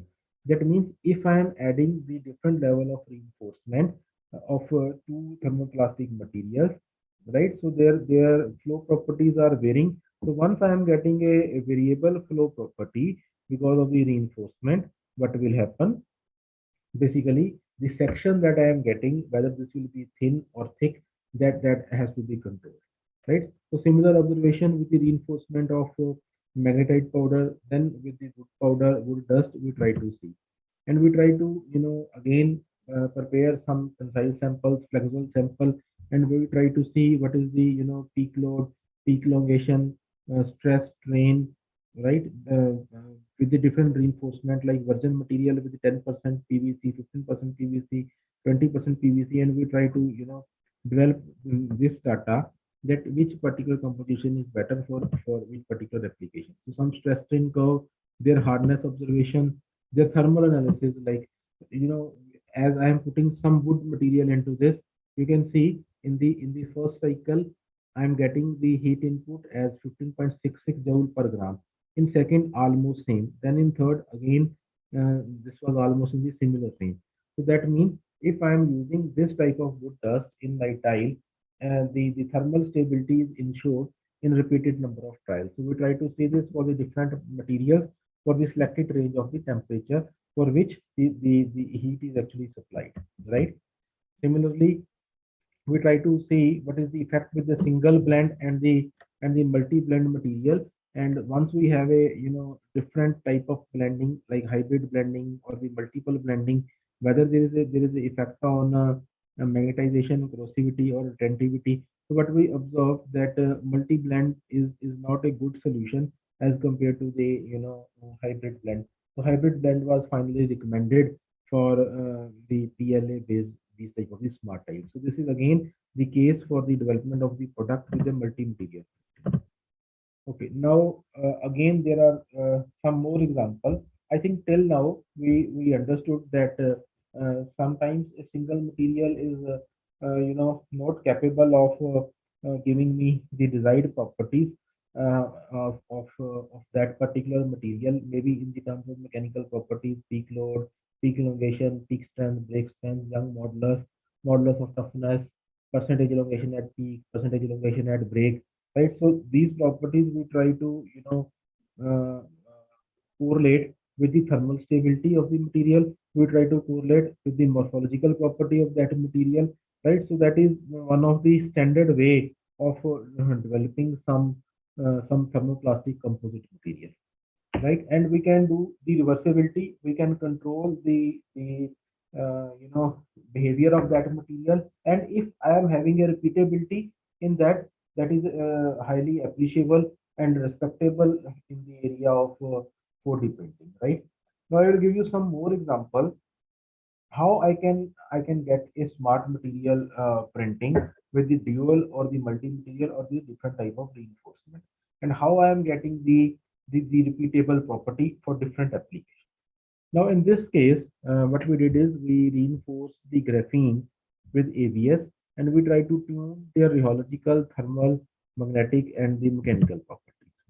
Now, if you carefully see this table, once I am having a 100% graphene, right? So I am getting the MFI of 2.7. So one of the question with some of the participant is, what is the acceptable value of MFI for the commercial printer? So the answer is, most of the commercial printer, they work in the range of 2.5 to 3.5 grams per 10 minutes, right? In some of the models, right? If your value is more than this, they are not able to operate the same setup, right? But if you are interested in some open source software, right, based 3D printer, then even if you have a MFI higher, you can basically play with the printing parameters. Like you can increase the print speed, then that will help us in managing the issue. But in most of the commercial printers, they are having a value to the range of 2.5 to 3.5 gram per 10 minutes, right? So in this particular example, what we are seeing right now, once I have a ABS without reinforcement, the MFI was observed as 2.7, right? So once I add some graphene into it, let us say 2.5%, this is by weight, we get a MFI of 3.08. So MFI was basically improved. But this is also one of the study why with some of the reinforcement, I am getting a increase in MFI, whereas with some reinforcement there is a decrease in MFI. So to understand that purpose, we used to go for the FTIR based analysis and try to see what is the bond characteristics of that type of the material, whether there is some bond stretching, whether there is some formation of covalent bond, whether it's the formation of ionic bond, so that I can get some idea about the strength and try to correlate with the flow property of the material. Now, as you can see, I have 2.5% graphene, the MFI was increased. Then with 5% graphene, MFI was further increased. With 7.5 again increased. With 10 again increased. Now after reinforcement more than 10%, the MFI start decreasing. Right? Now one of the reason can be the maximum stretching can be there, and now no more material can be reinforced. Like for example, if I am having two tennis balls at some distance, let us say I am putting one football into this, right? Now I cannot fit two balls into this. So the maximum bond that can be stretched, that may be one of the reasons that with a particular level of reinforcement, there is a limit up to which the reinforcement can be put over there. Then we try to do a thermal analysis, like again from room temperature to 250 heating, 250 to room temperature, then heating, then cooling, so repetitive heating cooling cycle. And we try to see what is the effect on the heat capacity. So without reinforcement, that is 0% graphene, the heat capacity was 0.15. So once I add more quantity of the graphene, the heat capacity was increased. So as I am putting the higher quantity of the graphene, the heat capacity was continuously improved. Right. So that is one of the basic observation. As you increase the the graphene proportion, the heat capacity is basically improved. And we try to see what is the effect on their magnetic property, like the thermal stability we ensured. Then we try to see what is the effect on their corrosivity, retentivity, and magnetization. Positive active is basically the direction of the applied magnetic field, and we ascertained it for the different combination of the graphene reinforcement with any thermoplastic material. So we can basically tune the particular property. It may be in the form of thermal, it may be in the form of mechanical, it may be in the form of morphology, and can control that particular property for a considerable period of time. Now I would like to share some more example with you. This is one of the case in which we try to print as a multi-material PVDF with barium titanate and graphene. Now, as I have already explained, that this PVDF is one of the established material with a piezo property. right? So what is a piezo property? I am interested in some changing the phase of this material from alpha to beta or beta to alpha, so that I can have a flexibility of a self-contraction or expansion type situation, right? So to enhance this property, this PVDF material was reinforced with barium titanate, and it has been reported in literature that this phase change from alpha to beta and beta to alpha, this can be better controlled, or there is a significant improvement in the property if I go for the reinforcement of barium titanate. And graphene, of course, we know that this is one of the best conducting material known to the humans till now. So graphene reinforcement basically, help me in making the material better thermally and electrically conductive, right? So what actually we did is, as per the available literature, it is reported that if I put a graphene, maximum up to 2% is acceptable. Beyond that, people have not seen the better result in this type of the material. So we try to prepare first PVDF and graphene composite, and in that composite, the BTO, basically barium titanate, was reinforced, and some DOE has been used for preparing the feedstock filament. And based on the DOE, we try to measure their peak strength, their break strength, modulus of toughness, right? And we selected a particular, setting of the on feedstock filament that can be used for, further printing application. Again, like in the previous case, some heating cycle up to 250, then cooling, then heating, then cooling, and try to see what is the energy absorbed in each cycle for the different type of the material, whether this is going to be a thermally stable material, or I have to go for some iteration that is really of big interest to us. Now, as a typical 3D printing engineer, then we used to print some disk, and we try to measure the D33 parameters. Basically, this D33 parameter we are using for understanding the piezo property, and what we observed in this case with the mechanical reinforcement, we were able to get the D33 to the tune of 20 picocoulomb per meter, right? So that is one of the acceptable observation for getting a piezoelectric behavior of this type of material. We did the similar study by using this PVDF with the similar reinforcement by blending it through the chemical assisting route. For that purpose, we use the DMF solution, in which the PVDF was put, right, and that DMF was used as a solvent. And once we get a lump of this type of material, then we used to go for the shredding, and then again preparing the feedstock filament, and then printing the disc. We were able to get a D33 value to the tune of 50 to 60 picocoulomb per Newton. So this resulted into great improvement as regard to the piezo property of that material is concerned, right? So we can basically tune the piezo property, and what we observe, a very high repeatability with the use of this PVDF reinforced with these type of the barium titanate and graphene for different applications. Now this is another wonderful application for the 4D part, and as regard to the multi-printing is concerned, we basically used a ZNO.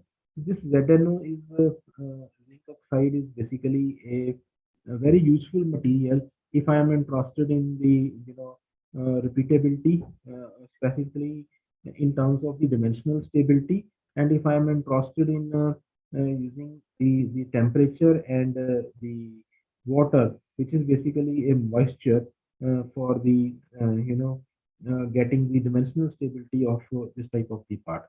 So I am interested in basically the shape recovery property of the material.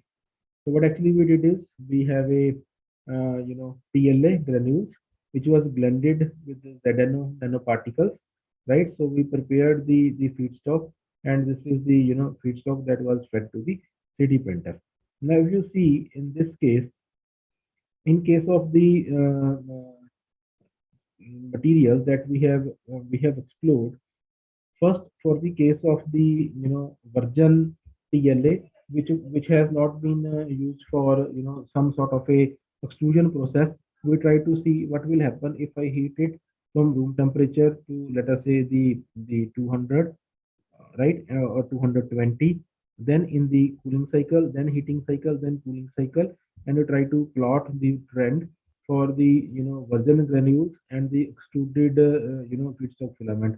We get this type of the trend of the material. Then we added 1% ZNO nanoparticles into this and 2% ZNO nanoparticles, and we try to see whether there is some shift in the glass transition, whether there is some shift in the heat capacity of the material, right? And using this material, basically we printed the component in the shape of U, as you are seeing in this picture.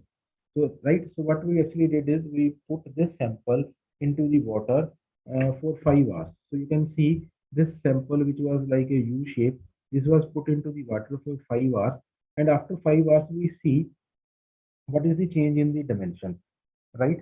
And basically what we observed in some of the cases, the samples which was like a U in this case, U becomes V, or sometimes it is getting contracted. Basically, I am interested in the controlled expansion or the contraction of this type of the material. And what we observed, the percentage change without reinforcement was around 25% after 5 hours of immersion in case of PLA.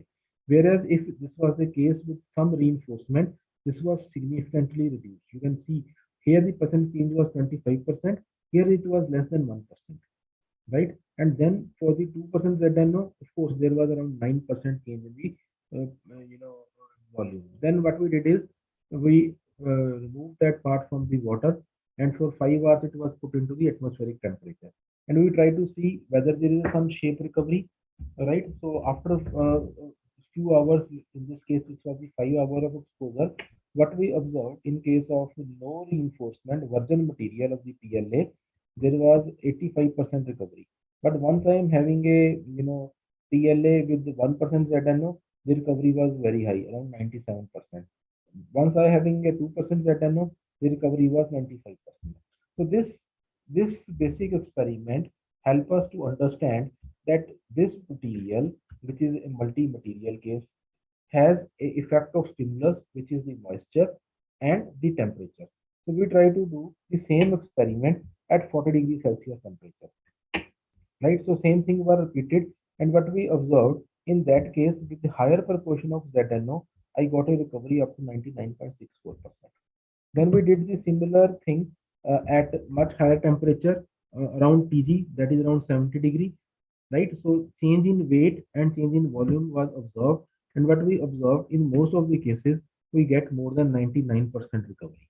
So if I have a recovery of the material with the effect of moisture and the temperature up to 99.9%, that means this type of material can be suitably used for the different sensor applications, right? So this is the another important observation for printing this type of material. And then we try to correlate with the the photomicrographs and why I am getting this type of the recovery. So we try to have the porosity analysis, and what we observed, the case where I'm getting a better recovery, the porosity was better controlled, right? So three effects were there.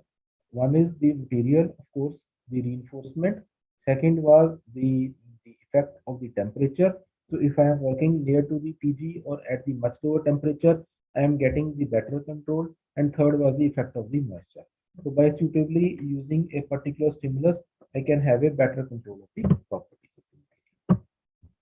Now, before I conclude my talk, this is the last example that I want to share with you as regard to the multi-material printing is concerned. This is for the development of some smart sensors, and we are using these sensors for the patient identification and their health monitoring in case of the wild animals. Just example, suppose you are in some forest area. Let us say it is the some reserve area like the Gir forest area in Gujarat, and you have a number of wild animals over there. Let us say there are, for example, let us say there are 1,000 tigers or lions are there. and you got a report that let us say during coaching some accident has happened, and there is a some patient has to be uh, treated, and some, let us say, bullets have to be removed, and due to that there is some bone injury. Now you put that patient, it may be a wild animal, to the operation theater. You have done this already. Now after some recovery, you want to again place that wild animal into its forest work part. But I need to know continuously about the health, right? So every time I cannot take that patient back to the hospital and can check the the growth of the bone, but I need some sensor which can help me the online health of the that particular patient. So this particular example of 3D printing sensor, which is in the form of the antenna, can help me in understanding the online health status of my patient. So what actually the idea is, in this case, of course, we have not used the biocompatible material. We can have a patch of biocompatible material. What we did is we selected a material called LDPE. So this LDPE with some different level of reinforcement was used to measure the flow property. So once we have a different level of reinforcement, it will be giving me different value of the MFI.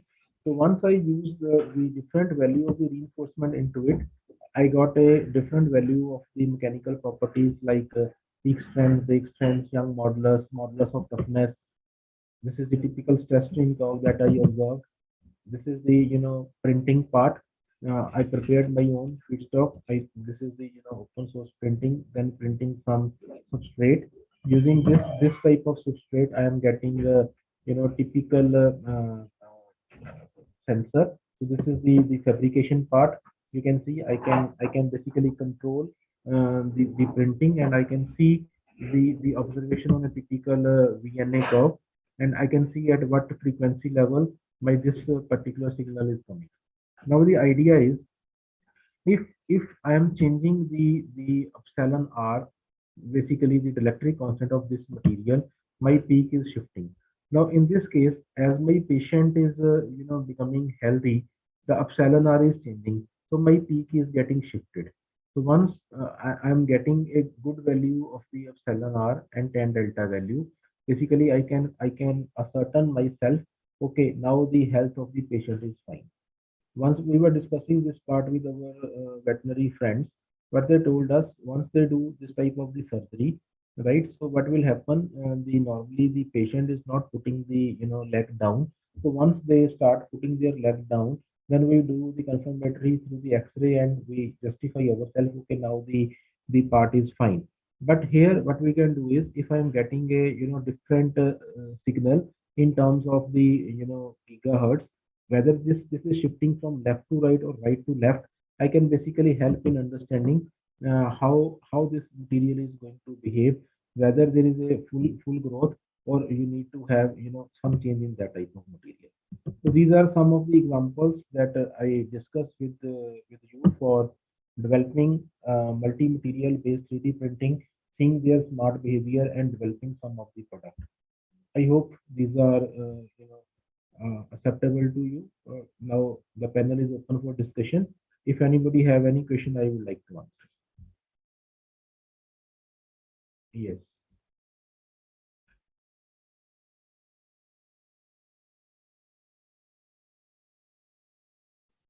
Yes, any questions, please?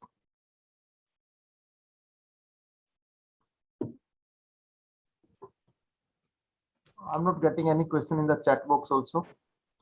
But the participants had mentioned that the session is very informative. Yes, participants, once again, if you have any query or question in your mind, Professor Sahni is available with us. You can ask your queries or questions. No, sir. Okay, no. Anyway, thank you, sir. Thank you very much. Really a very, you can say, informative and knowledgeful lecture. Once again, we thank you for delivering such a wonderful lecture. Thank you, sir. Okay, sir. Thank you. Participants, please, who has joined from named as Dell or RJ, who has joined with name RJ or Dell? Okay, anyway, now the next session will start at 2:45, and this session will be some kind of practical from College of Engineering, Pune. It will be a practical session for you. It's your choice. Either you can stay on this, you can say app, or you can rejoin at I think 2:30 or 2:35. Thank you.